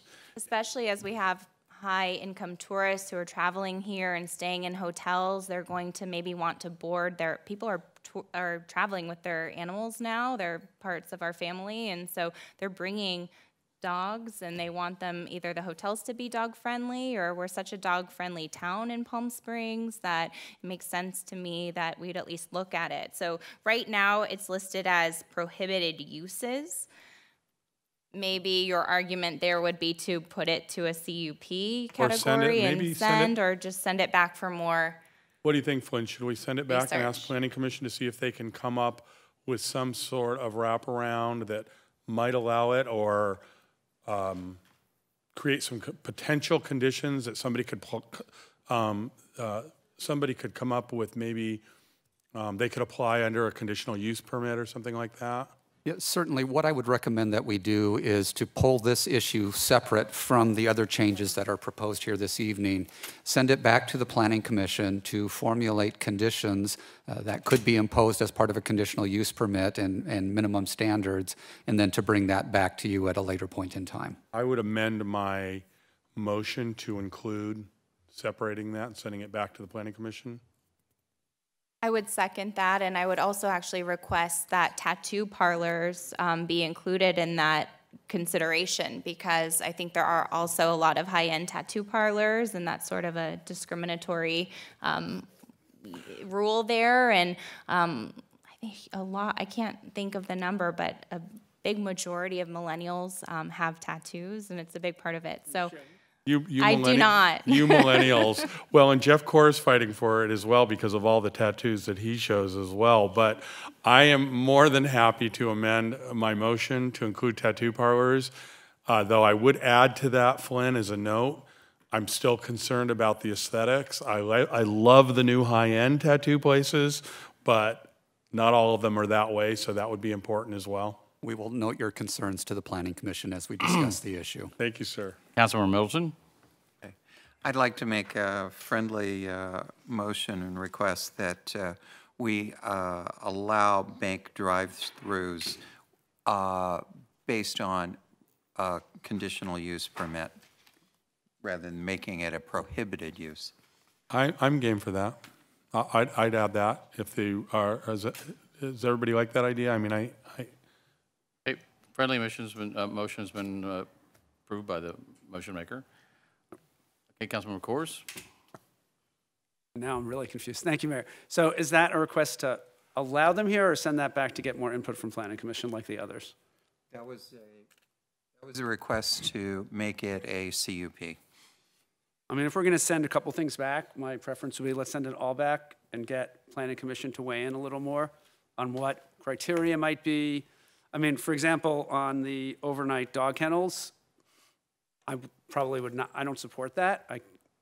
I'm happy to hear it. I don't want the direction to be, we want you to come up with something, because I don't know that that may be where the council is. Just, we wanted them to maybe think about these a little more based on our conversation. With the dog kennels in particular, I'm concerned about, existing businesses who opened with the old rules, that there weren't going to be dog kennels next door to them, and to all of a sudden have dog kennel facilities next to a restaurant or other businesses who had opened and invested. And we're talking about one small part of the city. They can be everywhere else. Doesn't seem like a good idea and fair to the other businesses. So I don't want the direction to be that we want them to do this. I want, specifically, I think on these three issues, maybe get some more input from them and bring them back, is what I would prefer. I doubt we have one that's sitting on Flynn's desk for a bank ready to use a drive-through. Right. So I'm satisfied to let this be studied further. Although I think this one is pretty straightforward. That's the easiest. Okay, we have a motion to approve as amended, and those amendments are to have the Planning Commission look additionally at overnight kennels, tattoo parlors, and bank drive-throughs. Motion to approve made by Councilmember Mayor Pro Tem Roberts, seconded by Councilmember Coors.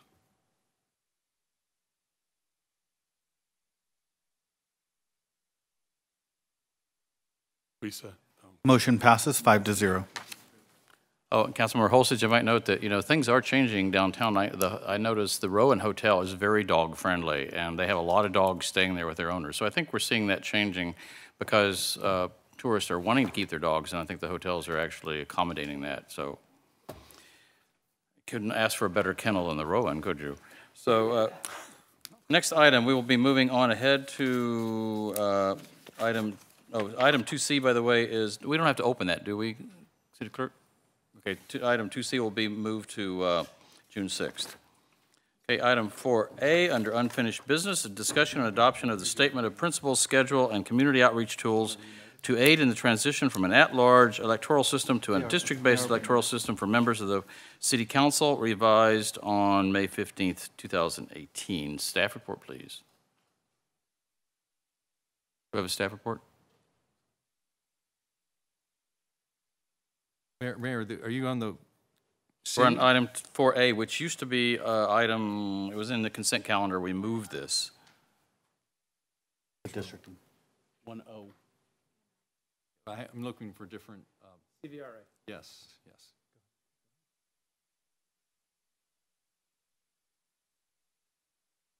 Honorable Mayor, City Council, this is a request for the City Council to discuss and adopt a statement of principles, the schedule of public hearings as well as study sessions or community events, and to approve use of the community outreach tools to aid in the transition from an at-large electoral system to a district-based electoral system for members of the City Council.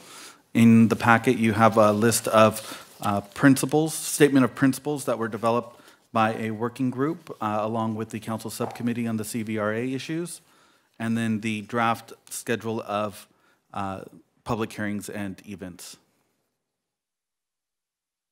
Does that conclude the staff report? Yes. Okay, Mayor Pro Tem Roberts. Thank you, Mayor. So on attachment 2, or the last page of this, we have our draft schedule. How drafty is this? Is this what's being proposed to us? Subcommittee report. Does the subcommittee want to report on this? Okay. I'll wait for that. Councilmember Middleton. Okay, thank you. What we're bringing for you is two items, a statement of principles and a schedule. Obviously, this schedule is one that is subject to amendment and change, and if you will note the footnote at the bottom, it does allow that City Council, the Council Ad Hoc Committee, or the City Clerk can make changes to the schedule as needed and when needed. So that was a protection that we wanted to get in, and I want to thank our City Clerk for that. He has had experience with these issues in the past and identified for us the need for that kind of flexibility. But let me go back to the statement of principles, because I think they're something that's very important. So that's page 3 in the report. And our goals are to maximize the goals of the California Voting Rights Act. And those are to increase participation of minority voters in local government. Increased participation can include being elected to local government, but we also increase participation when we have more individuals who are running for office, when we have greater numbers of minority individuals who turn out to vote in elections, when we have greater numbers of individuals from minority groups who participate in our boards and commissions, who appear before us at our meetings. Second goal is to prioritize the creation of majority-minority districts. That may or may not be possible in Palm Springs. We don't have that data before us yet, but where it is possible, we want to take and do that. The third goal is, to the extent practical, to keep our organized neighborhoods intact. Our organized neighborhoods have provided a rich trove of people who have participated in those neighborhoods and moved on to serve the city in a variety of roles, including by being elected to our city council. To allow neighborhoods to stay intact means that a neighborhood will not be divided into two different city council member districts. Fourthly, and this is a principle that we are following the example of other cities, city clerks experience in South Pasadena, but that is to identify up front the principle that every elected official owes their first responsibility to the city as a whole, not to any individual district, but what works for the interests of the city as a whole. In terms of process, we want to evaluate our current structure, all of the demographics, make comparisons to other cities. There are many comparable cities who have gone through this, and ultimately come up with recommendations for a structure of government that best meets the needs of our city now and in the future. We can only do that to the extent that we encourage and work through as many public policy meetings with as much outreach to our community as we can. The schedule on page 4 is a draft schedule, but it calls for us to hold multiple public meetings between now and our traditional summer break, to use those public meetings to educate the public in terms of how to use the demographic information, to educate the public as to how they can go online and draw maps. We will be using a demographer who has more experience in this area than any other demographer in the state of California, and has been able to put together interactive maps that other cities have used, and that people in the cities appreciate that ability to take and become a map maker themselves and submit to City Council what they believe are the appropriate maps. Coincidentally with that work, we will have our committee that we have asked to be the working group examining all of the various policy issues, studying every form of government that we could come up with, and making recommendations to us based on their experience and their research as to what is the best structure of government for us to have moving forward.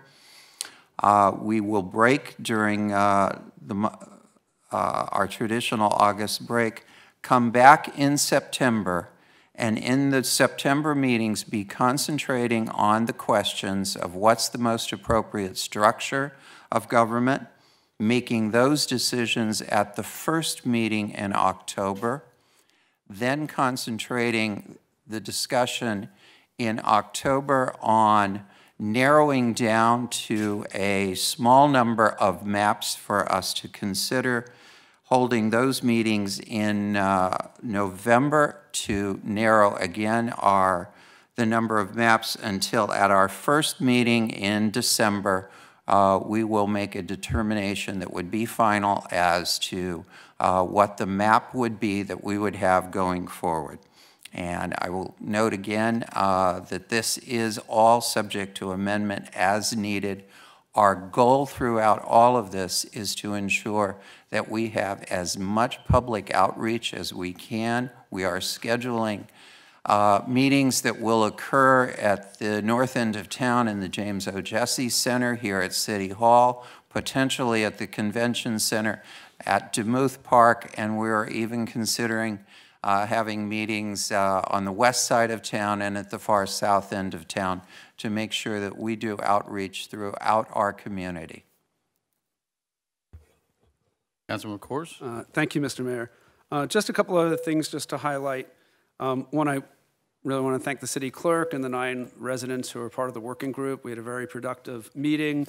At our next meeting, which will be later this month, our communications director, Amy Blaisdell, will be coming to the group with her draft outreach plan for media, for really engaging the community as broadly as we can. The budget subcommittee has also some cost recommendations to make sure we have the resources to do that.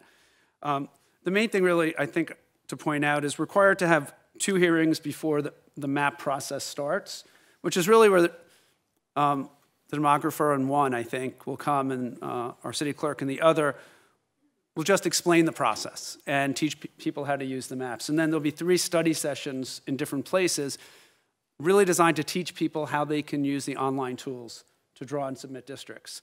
And from the city clerk's experience, he didn't feel council needed to be at all those. It could be the subcommittee, it could be one of us, but if people want to do those jointly, we can, but that's really to put information out.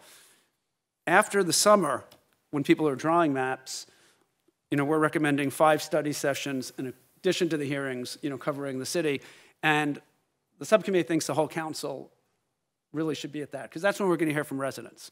And so that's a good time, but we really want to be conscious of people's times and schedules. And so that was one thing we really wanted folks to discuss, if they want to be at the study sessions ahead of time, which are really presentations or not. And does everyone want to be at all the study sessions in addition to the public hearings after the summer with the maps? So that's something that would be really helpful to get feedback on as we look at the schedule. So with that, want to open it to discussion, but just want to share those questions we had as a subcommittee. Councilmember Holstage. Thank you, Mr. Mayor. Thank you for all of this work, and especially the updated staff report, which I found really, really helpful, and the updated statement of principles. So I know this is one of these things that it's like 4 pages, and it represents dozens of hours of work for city staff and our council subcommittee, so thank you for this. Just a few comments and questions. I would like, from city staff, just some more information about the legal process and the mapping process so I can wrap my head around what that all entails and looks like, so I can better understand this timeline, especially maybe just at the next council meeting, official notice of public hearing schedule. It would be good to give the public too an overview about, well, this is the process in a nutshell. For example, I don't know if I see here it says on November 7th, council selection of preferred map, possibly with direction on small changes. Since I'm not able to work on it in the weeds with the subcommittee, I don't know how we can select maps and what type of changes we can make, and if council can draw a map, or if we're only using a public map that's drawn. So I have those general questions, so probably a lot of people in the public do, so I'm sure they're already out there, just some basic info about what this process is as we go down this extensive calendar and schedule, if that You'd makes like me sense. to add a little bit into that. The first two public hearings are intended to, again, give information out to the public. The intent is not to display any maps, right? This is pre-map public hearings. It's an opportunity for the public to give the city council and the demographer and any specific direction, in a sense, of communities of interest that they'd like to be considered when the demographer is developing some maps. And the demographer, on behalf of the city, would develop some maps that are CVRA compliant, that just fit some of the direction that's received during those first two public hearings. In addition, during the summer, the public will be drawing their maps, and there's going to be a variety of tools depending on the skill level of the individual.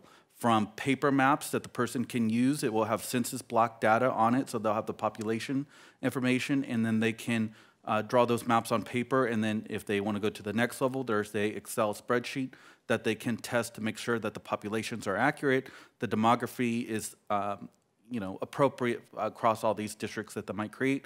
And then the third level would be the online interactive mapping tool. And that includes some instructional videos because it is complex, because it is a very strong, powerful tool. And then some instructions that go with that. The third public hearing is when those maps will be presented to the city council. And then from there, as Councilmember Middleton had stated, this city council will make a decision or some direction about the governance that they want to focus on. And then from there will be another opportunity for public to refine those maps as well as the demographer. And then those maps will again be presented at the fourth public hearing, at which time my experience is that the demographer will actually be here, and you can give him, narrow it down to one or two maps that he can play with. And then as you are giving him direction on change this neighborhood, move the line here, he can do that live in the room and show you exactly how it modifies population counts and the demographics within that. And then from there, you would go to your fifth public hearing, in which you would introduce the ordinance, select the map, and select the election sequence. Thank you. So that's a good summary. So I think we need a public document that has that summary and flow chart so people know the steps clearly. The good thing from my last experience is, instead of having public hearing notices that go out individually, what we did last time is we created a public hearing notice that addresses all of the public hearings so that people will have the sequence and then little descriptions of what each public hearing is for. And then as we refine the dates for those study sessions, we'll include that in the notice as well. And also I would note that I think what we have the document here, it's a very formal, well laid out for official business work. But I think what we want to do is, like I said, put together a flow chart because the subcommittee anticipated several mailings as educational in an easier to read, user-friendly format that narrows it down. So that, along with the mailings and the significant outreach from our consultants and with the neighborhood groups, I think we hear what you're saying is to make this easier for people to comprehend. Right, like a 30,000 feet of the process, like you just laid out, because people might not know where they want to be involved or how. So yeah, exactly. I think that would be really helpful, and that'd be helpful for me as well. So are we, and I know we talked about hiring an outreach consultant for some of this work, so is that included in this scope of work that you've laid out in the outreach for the community meetings? Okay.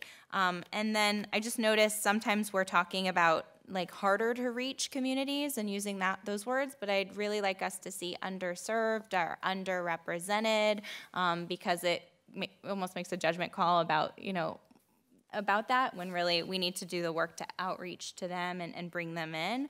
And then my last comment is about the statement of principles, which I think is excellent, and I think it's really great to have this document. So thank you for that. I would like it to say something about civil rights or equity or inclusion. It kind of leaves that out, and I know it says maximize the goals of the California Voting Rights Act, but it's just very formal in a way that it doesn't say we as the city of Palm Springs care about civil rights and diversity and inclusion. It makes it look very formal, like we're just only doing this because we have to, and I don't think that's our position. So my proposal would just be for the goals, to add a little phrase saying maximize the goals of the California Voting Rights Act, including civil rights, equity, and inclusion, or something like that, that would show our Palm Springs values and why we're doing this. And that's all I have. Thank you. Okay, a question on process here. Councilor Middleton's talking about a lot of meetings, and or the subcommittee is, and they're public meetings. But with these public meetings, it's just a question: will they all be announced or such that if more than 2 council members want to be at them, they can? We can always notice it as if it was going to be a city council meeting, and then if less than a quorum shows up, we can still proceed with the meeting because it really is meant to be informational, except until the second part. Our thought was to notice the study sessions in a way that if, even for the informational ones, may only be 1 person or 2, but if 3 or more want to be there. I just want to make sure we have the option. Yes, absolutely. Because that leaves flexibility if people, right, based on schedules. So I think that makes sense. And I would trust, and since all of us have with 60 subcommittees and ad hoc committees, all of us have very busy city schedules. So hopefully we'll get these, we'll know about these meetings as well as far in advance as possible. Not to debate tonight, but one thing I want to make sure in our process, when we talk about the structure of government that best achieves the goals of the CVRA, et cetera, I know it's a very complex legal issue, Mr. Kotkin, but I want to make sure that we include in this discussion the option of 4 districts and a directly elected mayor, or 5 districts and a rotating mayor. And we need some, since we're a charter city and that makes it a little complex, we really need some definitive answers on, can we do that? What's the process for doing that? How would we do that, et cetera? Even as late as today, we don't really have definitive answers on that. So as we move forward, let's make sure we're ready to discuss those issues when we get into this. Yeah. But I would assume that would be just included in this. Yes, so that's, among the things that I think we need to look at is how we 4, 5, 6, 7, because we've heard all different ones. So I think that's part of the process. And one of the things we want to do in the pre-public hearings is to let people know that, so people can look at different maps, right? Because different maps might make it easier or harder to achieve the goals of the California Voting Rights Act. And we also made one of the principles, what's best for the city. So I think all of that is part of that conversation. And what the city residents really would like to do. And that's why we want to get input at all those study sessions we're setting up. Not the first part, that's giving information, but that's why we're adding 5 study sessions to the public hearings to get input from the residents on those issues. Turn your speaker on, Chair. Also the possibility of even having a 7-member council with potentially at-large council members as well as districts, because that's happened as well. I just want to say quickly for the record, I want to thank the subcommittee for putting together this exhaustive list of potential meetings. I do like the idea of the subcommittee overseeing a lot of these meetings without the full council, just because I like the informality of those type of meetings, and I think it makes the public more at ease in these discussions. So I don't feel the need to be at every one of them until we're actually making decisions and starting to really formulate this district, these districts. How informal can we keep a study session if we have more than 2 of us? Well, and I'm suggesting we may not need and that's why to keep them small on purpose. Are there, and if I may add to that, You don't get to decide what a meeting is. The Brown Act did that for us. So if we've got city business on the agenda, there's 3 of you. It's a formal city council meeting. There'll be public comment and all the other requirements What of the if Brown it's Act. just the subcommittee, the two? If that's a decision that the council makes, that there will be meetings with only 2 members, that's something that the council could do. Other members of the council would certainly be able to attend but not participate. But that would allow for a less formal meeting. If that's the council's wish, that's certainly a conceivable outcome. Thank you. Councilmember Middleton? Thank you. Just a couple of things. Clearly, it was our anticipation that there would be times that the subcommittee would meet and have public meetings, that the full council would not want to be there for schedule reasons, but, and a very important but, this is a decision that all 5 of us need to make, and it is extremely important issues for absolutely every one of us. And if the wish of the council is to be present at every one of those meetings, and that's how we should set it up. This is not a subcommittee decision. It has to be the full council that is involved in it.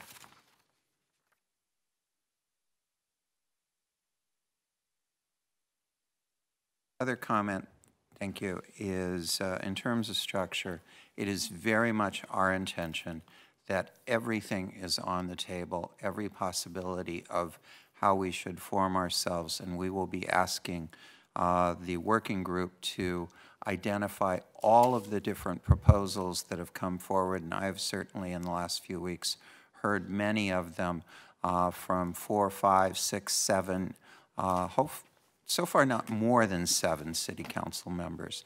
But we want to have everything looked at, reviewed, and comments coming back to us so we can make decisions based on our community's understanding of the issues and their desires. Councilmember Holstage. Thank you. So I just had a follow-up question about that. If there are legal requirements about the legislative record or the record that we keep, if it matters if they're formal or informal meetings that way, because I see the value. I really like the format of having an informal format so that people can we can sit casually and we can be heard. And I especially think that for people who are underrepresented, coming to a space like this where we're sitting up high and away is more difficult to access. So I really see the value in having them informal, formally noticed, and obviously what we need to do for the Brown Act, but just so it's more accessible. But I wonder if there are formalities and requirements that we have to do for the CVRA process. There are requirements. Mr. Mejia, in his comments, alluded to some of them. There are timeframes that connect the various post-map meetings that must be adhered to. Sorry, I know there are a lot of formal requirements, but I'm just asking, we should look and see, because it sounds like the council really wants to make sure that a lot of these are accessible and more informal than formal council meetings. What I was going to say in that response was that we have to remember that this process initiated, even though Palm Springs as a city council has embraced the CVRA process, by a demand letter issued by an attorney. And so I can certainly correspond with Mr. Shankman. He's been extremely responsive to all of our inquiries. I don't want to discuss and debate. I can certainly put it on closed session agenda. My comment would be that an administrative record of these proceedings definitely is a very good idea for a lot of reasons. There has to be not only transparency, but accountability. So my recommendation would be stick with as much record keeping as the council and staff can muster. So maybe if staff could make recommendations going forward. What I would recommend, council member, clearly for all the formal meetings, all the formal meetings will be there, minutes will be there. But what I suggest, because of the importance of this, I think even at your informal meetings, subcommittee that are informal, just the 2 council members, we may need a little extra resources, but I think the clerk or staff should be there, and we should have formal meetings, even of those informal meetings. our minutes of those informal meetings. So we'll go a little beyond what we're required to do. Good idea. Thank you. I join that 100%. I have one other question for the subcommittee or for staff, but I noticed that the states prioritize the creation of majority and minority districts, and I think that's something I support, but if you could you're in the weeds and you've been able to do a lot of work on this, if you could explain some of the work, because that's a big idea, and I think it's important for our city, but I also want to make sure that, you know, we're talking about all the different values, and we don't want to have to gerrymander a district so that it doesn't make sense. So if you could explain the reasoning for the working group and why that was included here. And the working group talked about that pretty extensively. And I think part of that is, you know, once we have the demographic data, right, if we can draw, and it's prioritized, not requiring, majority-minority districts, everyone felt we'd like to try and do that. So it's making a priority, but not a requirement.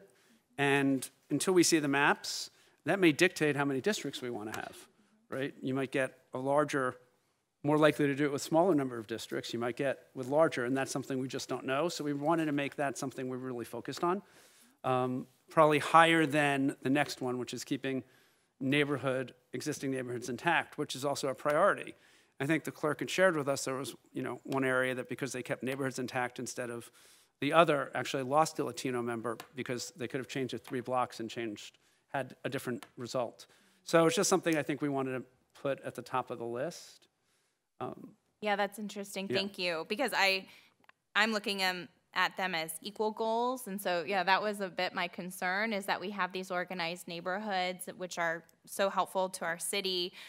If those were created at a time that minority voters didn't have a lot of influence or, you know, control over how those were even organized, that's interesting. So there's just a lot here, and it seems benign to write it on a page, but to actually do it in practice is really a difficult job, which we'll do in the next few months. Yeah, and to your point, the federal law, actually, the Voting Rights Act, does look at and prioritize minority districts, right? Yeah, it's not a requirement of the California law, but it's safe to say it's a goal. And so that's why we used the working group really was very thoughtful and went back and forth on words, is prioritizing one and the others to the extent practical to try and send that message that one's a higher priority than the other, but they're both things we'd like to see happen. I support that. Thank you. Okay, thanks. The threshold question in federal law is whether or not you can create a majority district, whereas in California law, the threshold is can you increase minority influence. Any further comments from staff? Okay. Just language that Councilmember Holstage recommended to add to the first bullet point. I had proposed, and I'm open, I just wanted to see something about our city values and mission there, but prioritize the creation of first one, maximize the goals of the California Voting Rights Act, CVRA, comma, including civil rights, equity, and inclusion. I'm open to wordsmithing that, but something about civil rights. Okay.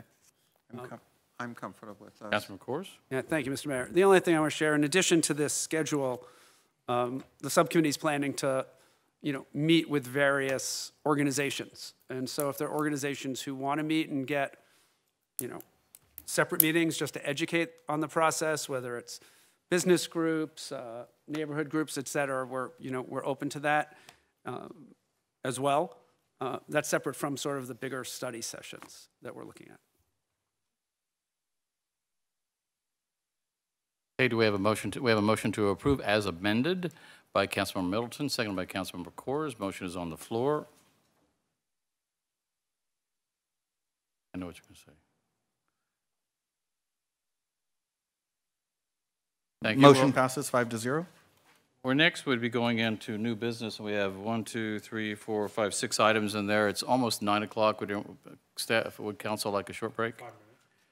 Okay, 5-minute break, and then we'll reconvene.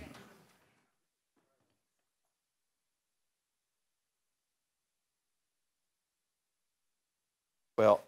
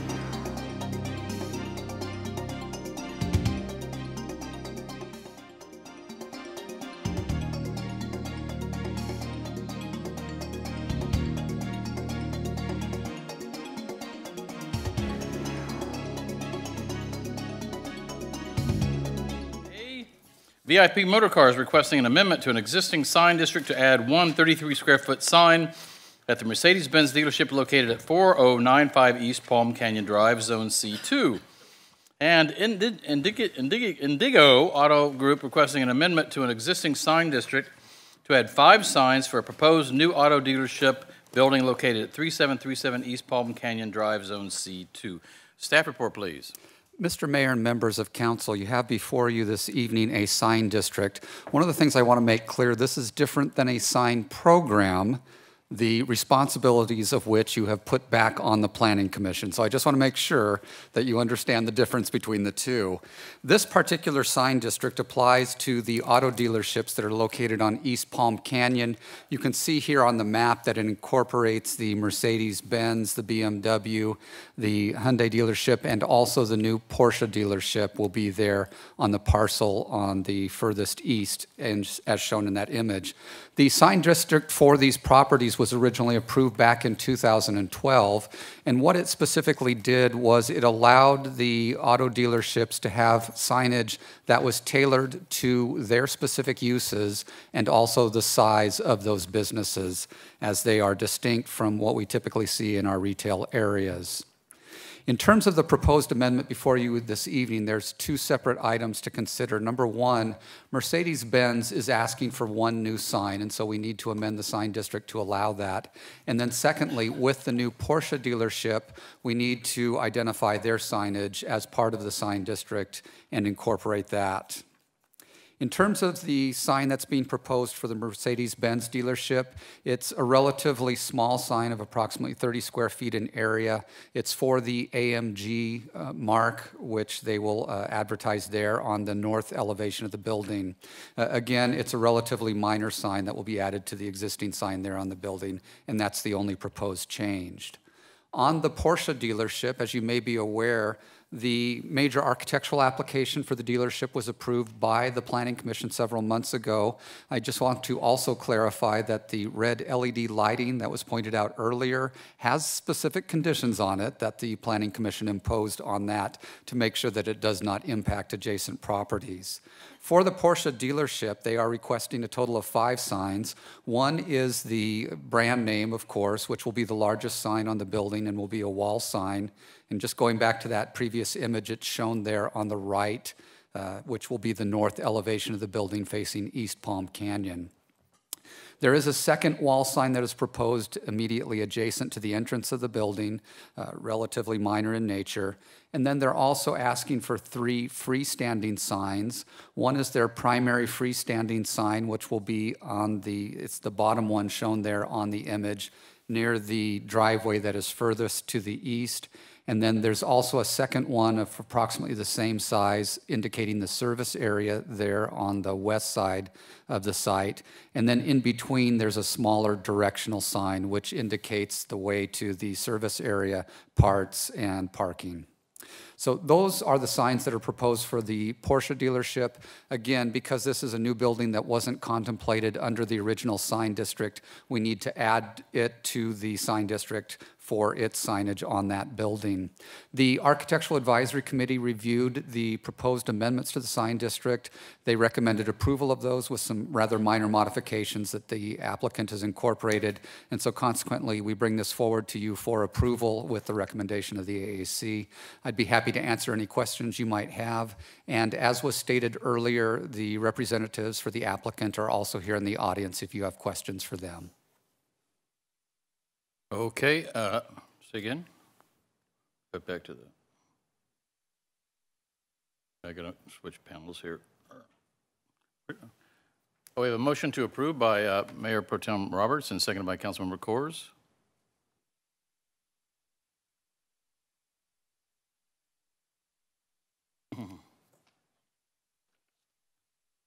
Motion passes 5-0. Thank you. Item 5B, award. Item 5B, award contract services agreements for landscape and grounds maintenance services, invitation for bids 18-05, 18-06, and 18-07, and reject all bids received for invitation for bid 18-08 for citywide tree trimming services. Staff report, please. Thank you, Mayor and Council. The city previously awarded a landscape maintenance contract citywide in 2016, and that was a comprehensive contract that included all the landscape maintenance throughout the city. When we bid that in 2016, we actually received one bid. And at that time, we thought perhaps we should give thought to breaking it up into subcontracts to invite more competitive bidding. And I'm happy to report to you that through our efforts this year, that is indeed what has happened. So we're recommending to you that you approve 3 contracts. One contract would be to conserve land care in the amount of $682,854. That would be for maintenance at our various city parks. The other contract would go to PWLC2 Inc. For the amount of $408,698. That's for landscape maintenance and grounds maintenance services at various city facilities. And then the third contract would be with Urban Habitat Environmental Landscapes for $256,002.20. For assessment districts, parkways, and medians throughout the city. I would note that the low bidder in that bid was found to be non-responsive for various reasons, and we're recommending that you reject that bid. The fourth bid for tree trimming services, we found that all 3 bids, for one reason or another, were non-responsive. 2 bidders, for whatever reason, failed to acknowledge the last addenda that dealt with how we were going to address increasing wages during the term of the contract. And Mariposa, who's our current contractor, didn't disclose the fact that they had prior litigation that we found against them on some of their contracts, which is one of the elements in the bid document. And so for that, on that basis, we're recommending, as we reserve in all of our bids, your right to reject all bids as you see fit and rebid that contract. So with that, Mr. Mayor, we would recommend the actions in the staff report. Thank you, Marcus. Any questions of staff? We have a motion to approve. Motion to approve made by Mayor Pro Tem Roberts, seconded by, I'm sorry. Oh, I'm sorry. Didn't look down. Councilmember Holsage. Thank you, Mr. Mayor. Just have a quick question. So we received an email from Mariposa today at 2:30, which, by the way, to the public, usually we go into closed session at 3 or 4. So if you want to email us about an issue that's on the agenda, I know everyone's busy, but earlier the better. So Marcus, I know I forwarded that to you. Did you look at that? So even if we reject all bids, they'll have an opportunity to rebid and fully respond. Is that right? That's correct. Okay, thank you. I have no further questions. Councilmember Middleton. Okay, just want to make note that I have in the past asked the question as to whether or not the employees of these contracts were receiving a living wage, and Councilmember Holstage and I have not had an opportunity to work on that yet with Council. I want to move this forward, but that remains a priority of ours to bring forward to Council a living wage recommendation for all contractors. Okay, motion to approve has been made by Mayor Pro Tem Roberts and seconded by Councilmember Cordes. Motion is on the floor. Motion passes 5-0. Item 5C. This has an interesting title. Introduction of Palm Springs Love Fund. Staff report, please. Mayor, that is one that we're going to move to the following meeting. Okay, we pulled the Love Fund. You'll bring the love back? With love. Okay. Okay, next item, item 5D is preliminary airport budget for fiscal year 2018-19. Staff report, please. Thank you, Mayor, members of council. What we wanted to present this evening, the Airport Commission has voted to approve a recommended budget to submit to City Council. And so that's what's before you this evening. I just want to highlight a couple items in the budget. And of course, the airport director, Mr. Nolan, is here and can answer any specific questions you might have. I would just want to have a PowerPoint, so we'll advance this. I would just like to note a couple things on the budget of particular interest. If you will see there about 4 lines down, what we see is a transfer to the PERS Reserve Fund. As you know, City Council had created our PERS, which is the CalPERS Reserve Fund for the general fund. The airport also has employees that fund actually would pay. So what you see there over the 2 fiscal years is about $1 million that we've set aside into that PERS fund. So I thought that was important there. You also note here is that the revenues and expenditures, we are in a balanced budget with a small surplus, even with that additional money into the PERS fund. I would note also you see there close to the bottom the inter-fund transfer to the general fund of $287,000. That is the dollars that the airport pays to the city general fund for all our administrative services. The capital projects are listed here. We've gone over those a little bit during our capital discussions, but I thought it was important to list them here again now, and you can see that that's that list, and if there's certainly any further direction on that, we can modify this list. I would note one thing you'll see there is the hold room seating, $180,000. We are looking for new chairs around the airport. They're quite old. Subcommittee of the Airport Commission is going to be making a recommendation, and we will bring that to council when they're ready to go forward. Another highlight I think I would note is that Kirk Douglas Way, we hope to get that repaved this year as well.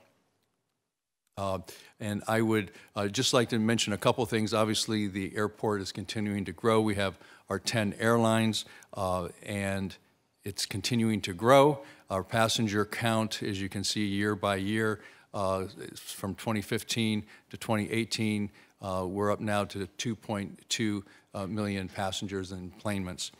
And as part of that is we're continuing our expansion. Part of the expansion here is just some pictures from the preparation phasing of the ticketing wing, which will be a larger project over the next couple years, and the Bono office build out.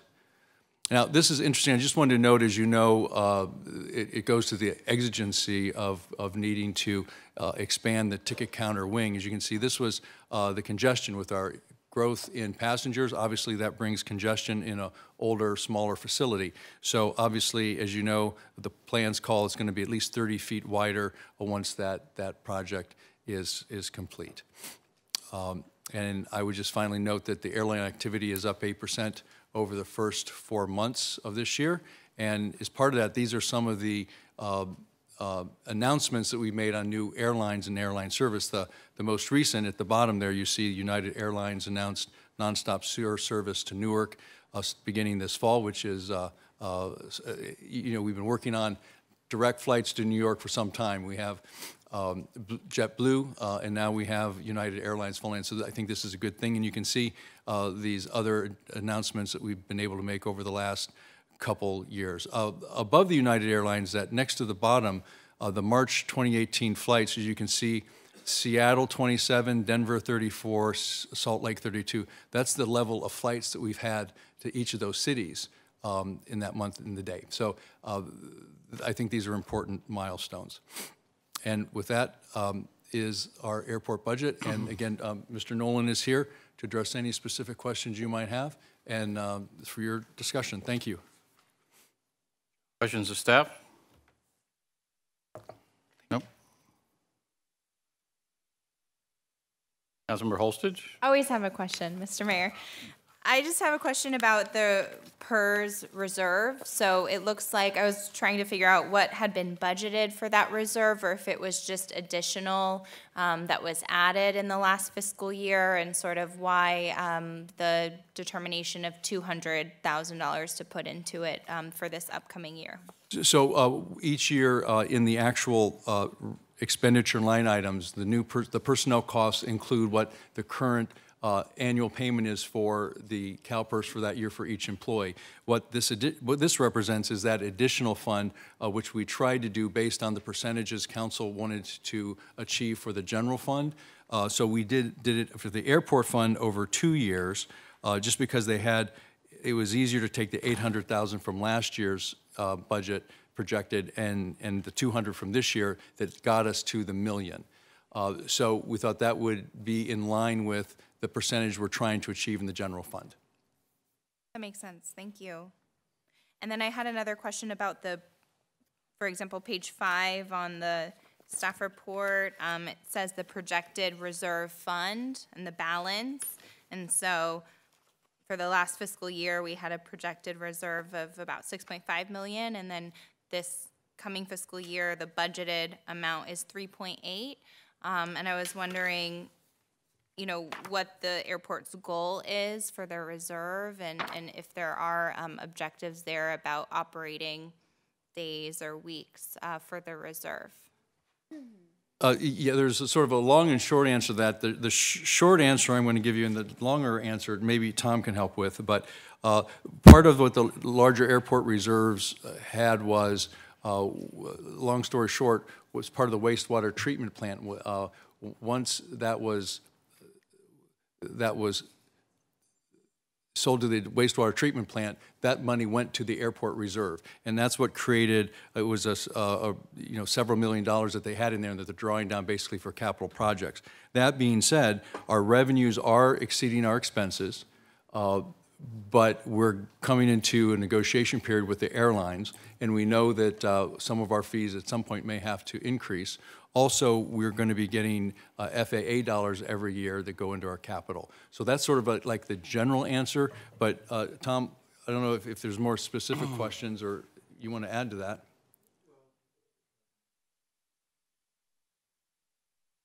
Are you hearing me okay? Yeah.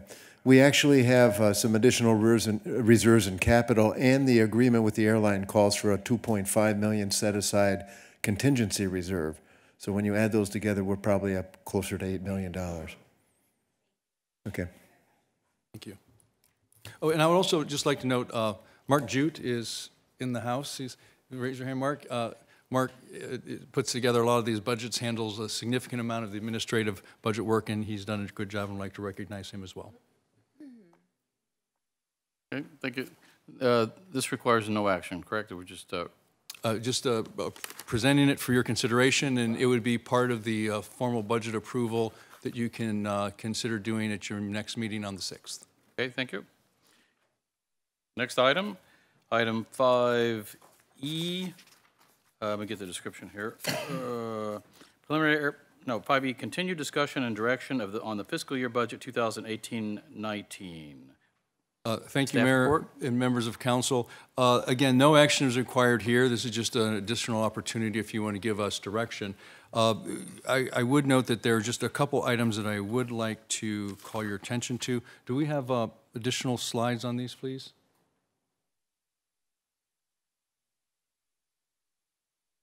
Okay, apparently not. So, Council, if I could, in your yellow packet, there is this sheet that looks as this on budgeting. You do that? Just only use this one. We'll put that on the projector here. I would just note that from when we presented our original budget in April, the subcommittee and also council direction had requested some additional things to be added. And as you can see there, we have the list, and see if Lynn can get that posted.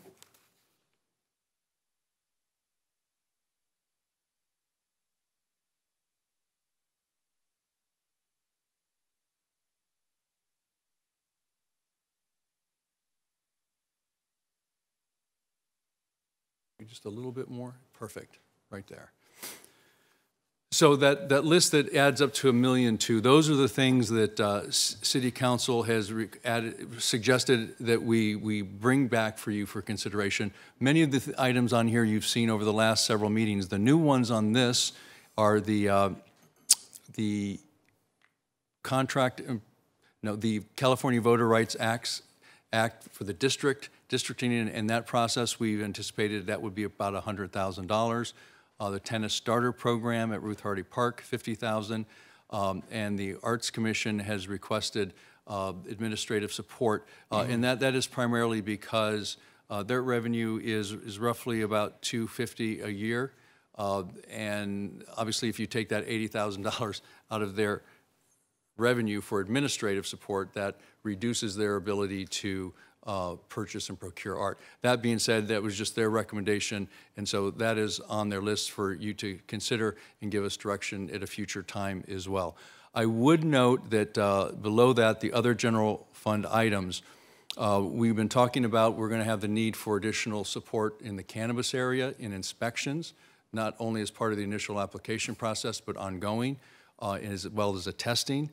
That and the additional safety fire inspections that we need to be doing in that universe of inspections, working with the fire chief. This is the structure that we came up with that we think would be best, and you see those positions listed there. I would note that the $500,000 of that cost is anticipated to be offset by the revenues that we will be collecting both in the inspections and in the cannabis activity as well. And finally, the Sustainability Commission, you see at the bottom there, has recommended that we go back and rehire the sustainability manager position that we have not had that position over the last couple of years. We've tried to address it with through Jay Verada's office and certainly some of the staff that's there. But at this point, obviously the agenda and the things that they're requiring, I think it's probably time that we revisit that position because they have quite a few things on their agenda. So that being said, that's the list of items, and I would just note that with this additional $1.2 million, where we originally had a small surplus, that puts us into a deficit position, and this is on the other sheet that was included, of about $52,000. So still basically that's essentially a balanced budget, but it is at a minus $52,000. So with that, Mr. Mayor, happy to answer any questions. Of course, this will all be discussed in more detail during our budget discussion. But any questions at this point? Okay, seeing none, we will proceed on to item 5F. F, authorize an agreement for homeless wraparound services with Martha's Village and Kitchen. Staff report, please. Thank you, Mr. Mayor, Mayor Pro Tem. As you know, we have an agreement with the County of Riverside University Health System, Behavioral System, to provide staffing for mental health housing crisis response team. And they provide referrals and linkages to those in need of assistance to community-based mental health, substance abuse, and social service resources. Now, and through an innovative partnership with Desert Healthcare Foundation, the city will be able to add a second team for mental health housing crisis response. And this will increase the level of services offered in the city of Palm Springs and reach even more individuals in need. The Desert Healthcare Foundation will match up to $350,000 for the second mental health crisis response team. Desert Healthcare Foundation will also match up to $100,000 for wraparound services. These are case manager and employment services serving the homeless for a total match of $450,000. So to establish the wraparound services in Palm Springs, staff worked with the council's homeless standing subcommittee in January of 2018 for the solicitation and release of a request for qualifications. The RFQ was sent to 14 service providers. And on March 1st, we received 4 responses, which included Coachella Valley Rescue Mission, Jewish Family Services of San Diego, Martha's Village and Kitchen, and Path of Life Ministries. The subcommittee met and reviewed the submissions on April 2nd and directed staff to work with Martha's Village and Kitchen to structure a contract for wraparound services to be brought back to the full city council for consideration. What Martha's offers are a variety of case management and employment services along with training and counseling services. And these include computer-related skills, assessments, interviewing skills with video review processes, interview clothing, hygiene needs. They also provide support services for such as transportation and message line for employment responses. Wraparound service clients may also enroll in Martha's culinary training program. Martha's is planning to provide services at the Well in the Desert between the hours of 8:30 and 4 o'clock, Monday through Friday. The holidays would be observed also. They have 52 trained line staff, which enables them to assign appropriate staff and begin services almost immediately. Martha's has been serving the impoverished people of the greater Coachella Valley for nearly 30 years, and staff recommends the City Council authorize the city manager to execute a contract service agreement for an amount not to exceed $150,000 to provide homeless wraparound services for the city of Palm Springs. I'd also like to add Linda Barak is in the audience. She's the CEO and president of Martha's Village and Kitchen, and may also be able to answer any questions you may have. Thank you. Do we have any questions of staff? Councilmember Holstage?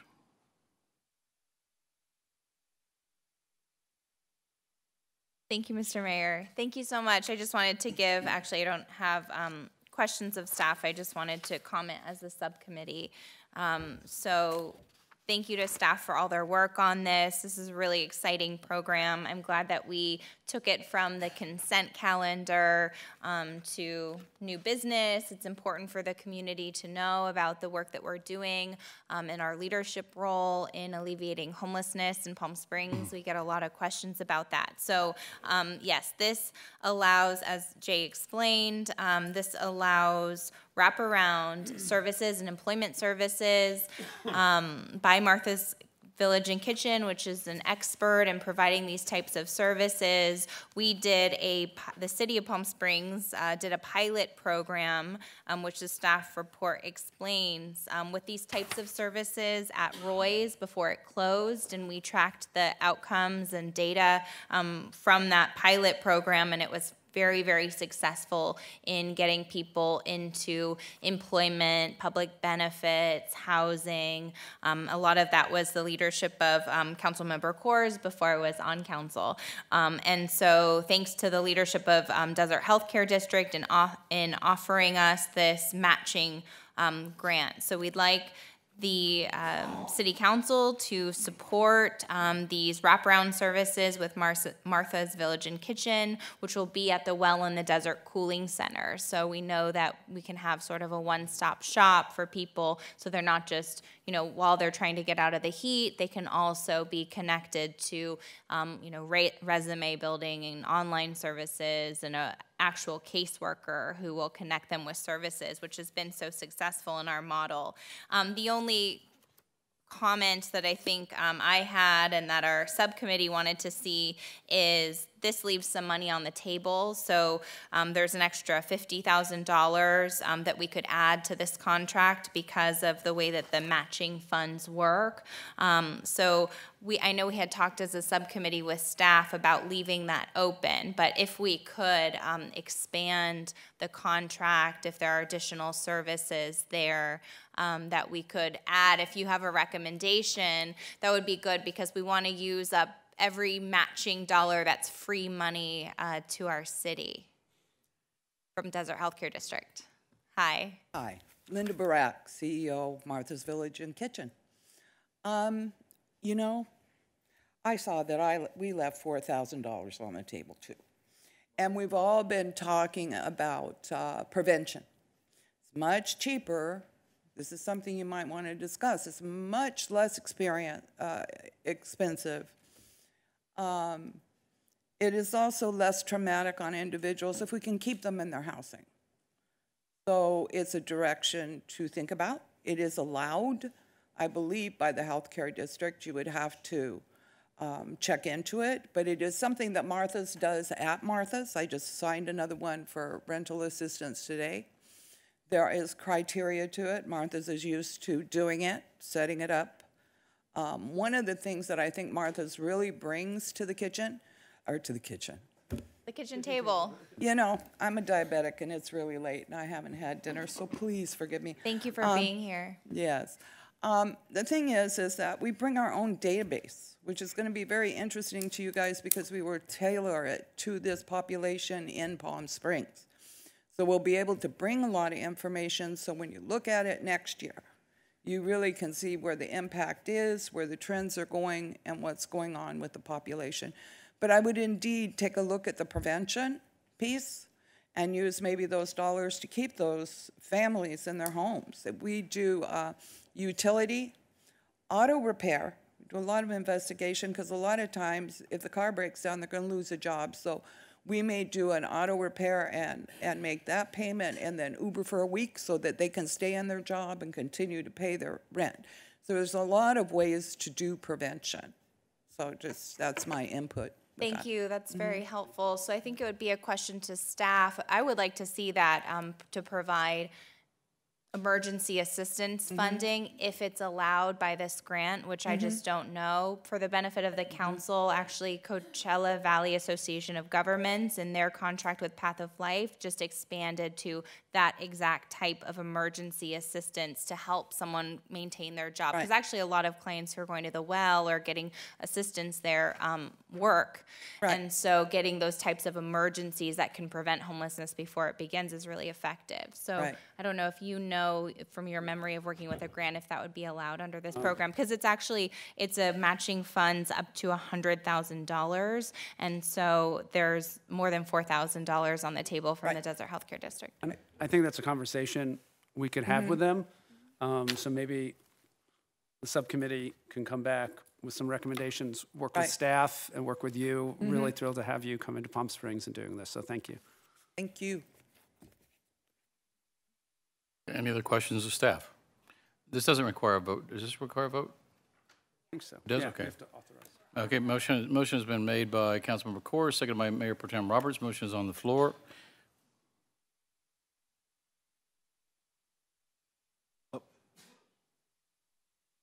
I want to redo that.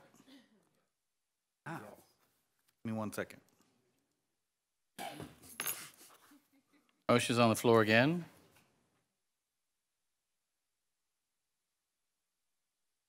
Motion passes 5-0. Thank you. Next item, public comment. This time has been set aside for members of the public to address the City Council on items of general interest within the subject matter jurisdiction of the city. Although the City Council values your comments, pursuant to the Brown Act, it generally cannot take any action on items not listed on the posted agenda. 2 minutes will be assigned to each speaker.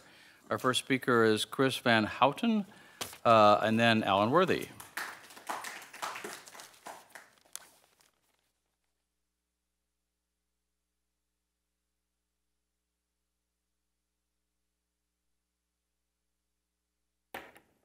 Thank you, Mayor and members of the City Council. I am the proud coach of probably the best group of women you'll ever want to know. Part of them are here right now. These are the Coachella Valley Derby girls. We have been doing roller derby here in Palm Springs for 5 years. In fact, 5 years ago, we came to you and we needed your help for a practice facility, and then currently we're at James O. Jesse, and we thank you that you've helped us for that. We are a team that plays everywhere from south of the border up to Northern California.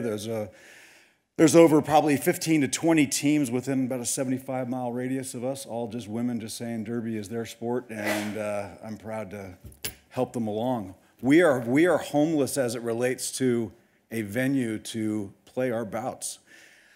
I like taking our show and going on the road and showing the people elsewhere what we can do, but I want to do it here in our own city.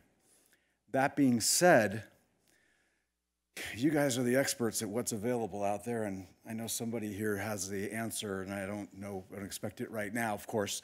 We want to do this 4 or 5 times a year. Could be in the off season, could be in August, it could be July.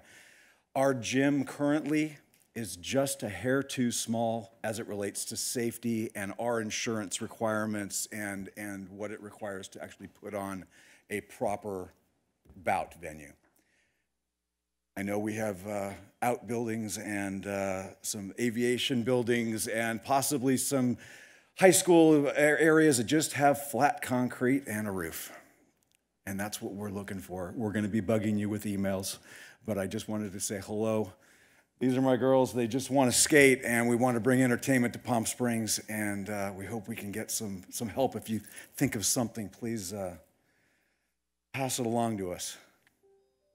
Thank you, Mr. Van Houten. Thank you. Our next speaker is Alan Worthy, followed by Sid Craig.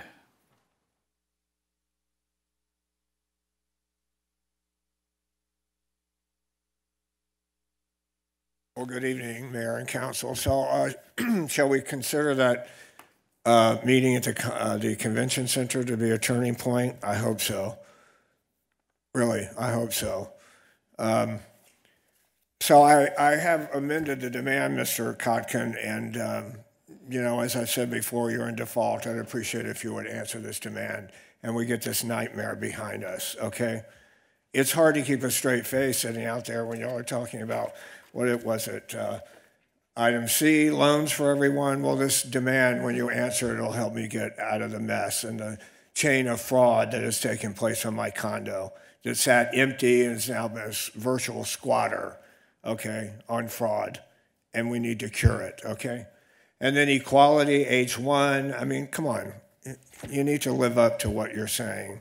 And Ms. Middleton, Mr. Moon, I appreciate your speaking to me when I run into you and see you. And neither one of you are in violation of your oath, and I appreciate it. But the other three of you are, and you need to correct it. And Mr. Kors and Ms. Allstage, you're in a special place of violating it because you're attorneys. So please let me say that for the last time, cure the situation. My exhibit A is woman accused of stealing $100,000 from a relative in Palm Desert. She's arrested. This caregiver from hell and his cousin have robbed me and my family into the hundreds of thousands of dollars, perhaps $1 million. I don't have a estimate or whatever you call it, an appraisal on every single thing that was stolen. Police seek public's help in identifying armed robber. Well, that's here in Palm Springs. How do you know it's not Rene Perla, my caregiver from hell, or his cousin, Cesar Cortez? At the convention center, I named them for the first time. Second time, I'll just keep naming them until you get around to arresting them. And thank you, Lieutenant Ariza, for your help and your ill-fated attempt to recover my Mercedes. But it was chopped up. Thank you, Mr. Worthy. Thank you. Please answer the demand. Next speaker is Sid Craig, and Mr. Craig will be our last speaker unless someone else puts a card in at this time to the city clerk. Good evening. I just wanted to say to the council and to the public, if they didn't know, that the Police Advisory Board has celebrated now its 10th year having an interpreter and a deaf or hard of hearing person on our board.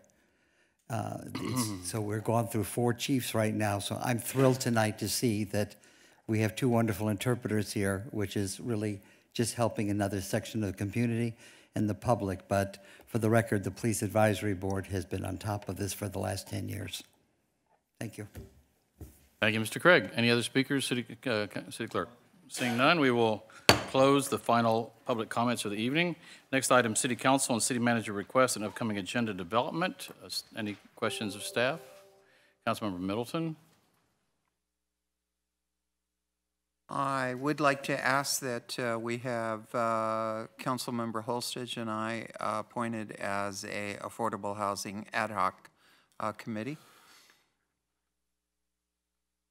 Everybody fine with that? Okay. Hereby appointed. Good. Thank you. Second, thank you to the mayor and to Christina Chartier, who for all of the work that went into Monday evening's League of California Cities meeting here in Palm Springs.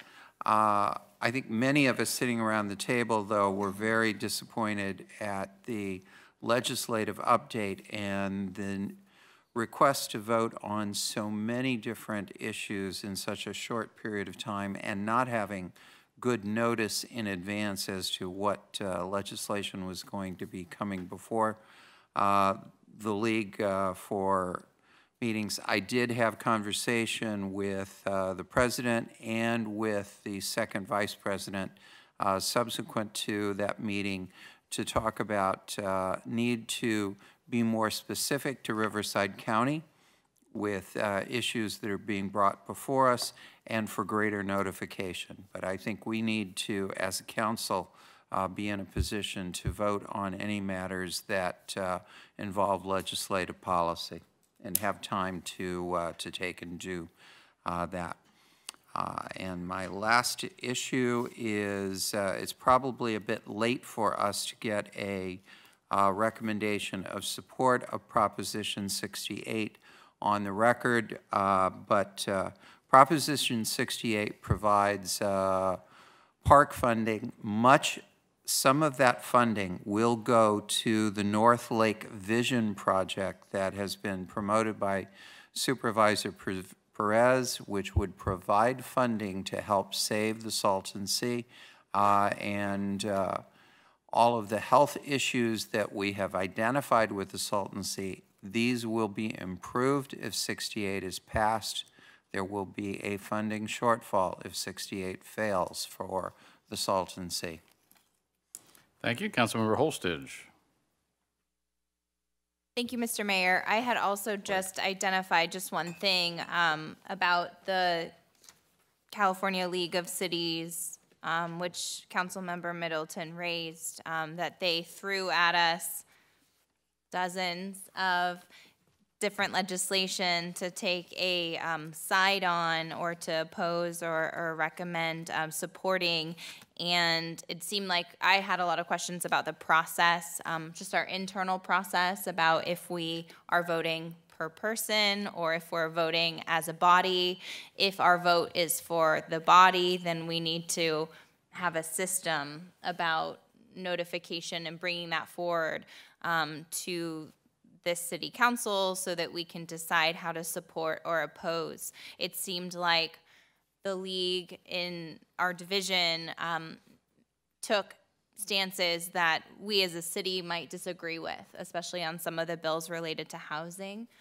And I'd like to see us, have a structured way of bringing that forward so that we can really have a position and a plan and going to those meetings so that I'm happy to stand up then, but I really want the authority of our council to do that and disagree. And, just for the public and bringing forward some of these bills, it's really important, especially the park bond, for example, because we have to do the political work of supporting or opposing bills that will affect our community, especially bills like Prop 68, which allow for increased funding for our community. And for a long time, we've had a lack of access to state funding that is, sent more to LA or San Francisco Bay Area or other urban areas. And so my hope by taking stances on some of these bills and contacting our elected officials is that we can get a piece of that pie as we're considering bills and being more involved in that process. So I'd like to also see us bring that forward as a formal process to consider our stances, especially for the league. Thank you. Councilmember Coors. Great, thank you, Mayor. Thank you both, because that just reminded me of something I forgot, which is the next council meeting, the first one in June, will be the one right before we're going to be in Sacramento to do lobbying. Councilmember Middleton and I are working on setting up some visits, but if there are specific bills that any council member thinks we should take a position on and potentially lobby and support or opposing, I presume they would send those to the city manager so we can maybe just have a whole package on the city council agenda at the next meeting. Councilman Middleton and I will make some recommendations, but because the only way we can do it is at a council meeting. If people send them to the city manager, then it can just be a list with a short description. But that way, if two, because we're gonna have to break up in groups of two due to the Brown Act, to make sure we have taken positions, in addition to some we've already taken positions on. And if we can get the list of the bills we've taken a position on this year, that would be really helpful, because then we don't have to re-vote on those. Two other things just for the next meeting, and maybe just a status update so we know if they're going to be ready, is the sort of construction debris recycling ordinance. I know that was slated to come back either in late May or June. And also the ordinance regarding significant remodels that are basically of buildings within the Historic Site Preservation Board's jurisdiction, to make sure that those don't basically get demolished under the term remodel. So if those are close to ready, it'd be great to have those on at the first meeting of June. And if not, you know, the next meeting in June. If I might just comment on that, we have subcommittees from both Planning Commission and Historic Site Preservation Board that are going to be working on it. Council. Their first meeting is next Wednesday, and so they will be working on that and bringing something forward to you. And there is a council subcommittee of Mayor Pro Tem Roberts and I. okay. So we can meet with them, or if you want to meet with them first, whatever. Okay. But yeah, we are a subcommittee on that, an ad hoc. Okay, thanks. Mayor Pro Tem Roberts? Well, I would just also add the construction and demolition ordinance discussion. The Sustainability Commission would like to bring that back to the subcommittee to have further discussions. Thank you, Mayor. Dr. Reddy, I'm impressed that we have a team here in the room. I only wish they were wearing their skates to show us their real spirit, and I very much appreciate them coming and their coach coming, and I'm wondering what assistance we can offer them. The pavilion comes to mind. I don't really know what their space requirements are. The ballpark comes to mind, and I don't know if there's any possible space there, or if we could potentially work through Vicky maybe and connect with the school district to see if they have buildings. Because it's not on our agenda, I'd love to question them a little bit more, but I'm wondering if we can't at least have Vicky or somebody within our staff see if there are spaces that we can help them with, because I'd love to support the team and we need all the recreational opportunities we can have for younger people, and I'm thrilled they're doing it. And I love their coach's enthusiasm. He's my new hero. So I don't know if you want to comment on that now or if it's something we can talk about maybe more offline, but I'd like to help them. Certainly, I don't know their specific issue. I think it has to do with our facilities aren't what they need for their competitions. That being said, I'll be happy to reach out to the team, work with Vicky, and we'll see if we can't find a resolution, and I'll let council know if there's some extraordinary action that might be required. I mean, it's probably unrealistic. I haven't been through all the spaces, but in the iHub, I know there's some large spaces that some of those people work in. I'm kind of going through the Rolodex in my head on our spaces, and we probably don't have anything big enough unless the pavilion works, but just something, or an airport hangar, just something we can explore perhaps. The other thing I'm hoping we can, I know you have it on your list for future items, but I'd love to see the animal breeding ordinance come back as soon as possible. What? The animal breeding ordinance, backyard breeding. And then I'd also like to rekindle the downtown furniture discussion. In speaking with Stacy, a bench alternative that we had chosen is finally, I guess, coming in tomorrow. And I'd like to get that discussion going because I know they're ready to get going on this. So we've had our samples out there a long time. We'll have this additional sample we can bring downtown as an alternative and either send it off to Planning Commission or get it moving somehow. And also the styrofoam, elimination of styrofoam in the city, and of course the plastic drinking straws to go with it. I can tell that Councilwoman Holstedge is serious with me on this because she posted something pretty ugly on Facebook recently about the amount of plastic and garbage that we're all drowning in now. So I'd love to be a city that could set some new standards for that. So thank you. I appreciate Councilmember Corrs bringing up about the remodeling and demolition issue, because I was at the HSPB just recently, as I said earlier, and there's been two significant homes recently that had a remodel and they basically were demolished.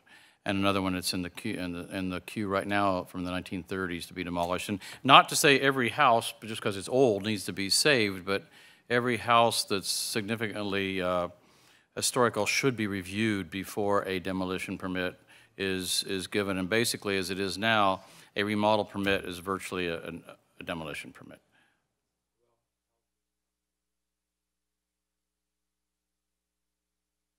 I'd love to know which ones you're referring to, because our standards are pretty good about catching them in a net. If they're, 50 years or older, Flynn? What is our standard on that? Actually, 1969 is our year. They generally fall into our hand to go through an HSPB. So I'd be interested to know, not tonight, but what the mayor is referring to. If we need to tighten anything up, I'd be surprised if the HSPB isn't jumping up and down if we lost something significant. They are. At the last meeting, there was the discussion was on, I can't remember the name, in Old Las Palmas, a house from 1938, and it had a remodel permit, and virtually everything is gone but part of the casita, everything. So this has happened twice in the last few months. So it's just something, I'm not saying we should save every building, but every building needs to have its day in court. Well, I mean, HSPB is usually all over that, so... They are. That's why they're coming to us and saying, please help us. But do we have a set of recommendations from them yet on that, Flynn? I mean, I'd love it to be driven through them. We have some general direction from them, and again, that's why we have this subcommittee meeting next week to start looking at how we might modify our ordinances. Okay, well... Because basically now you can leave a fireplace and tear everything else down. This one house in Old Las Palmas, they left a 6-foot section of wall, and then that fell over. So, I mean, it really needs to be looked at. That was a demo. Okay. Okay, anything else? Just respond. Oh, I'm sorry. If I could just respond to Mayor Pro Tem Roberts' request about the backyard breeding or the animal ordinance. So I, as the liaison to the animal shelter, am working with a subcommittee of former council member Jenny Fode and a few other people who are on the board of the shelter, and they're bringing forward and working on an entire legislative package about animal rights in our city. So we are working on that, and we're going to bring it forward to the city attorney, and we'll bring a whole package of all of those issues for you soon. Thank you. Okay, anything else? Seeing none other, we will adjourn. The City Council will adjourn to the next regular meeting, Wednesday, June 6, 2018 at 6 o'clock. Thank you very much. And we're out before 10, 9:51.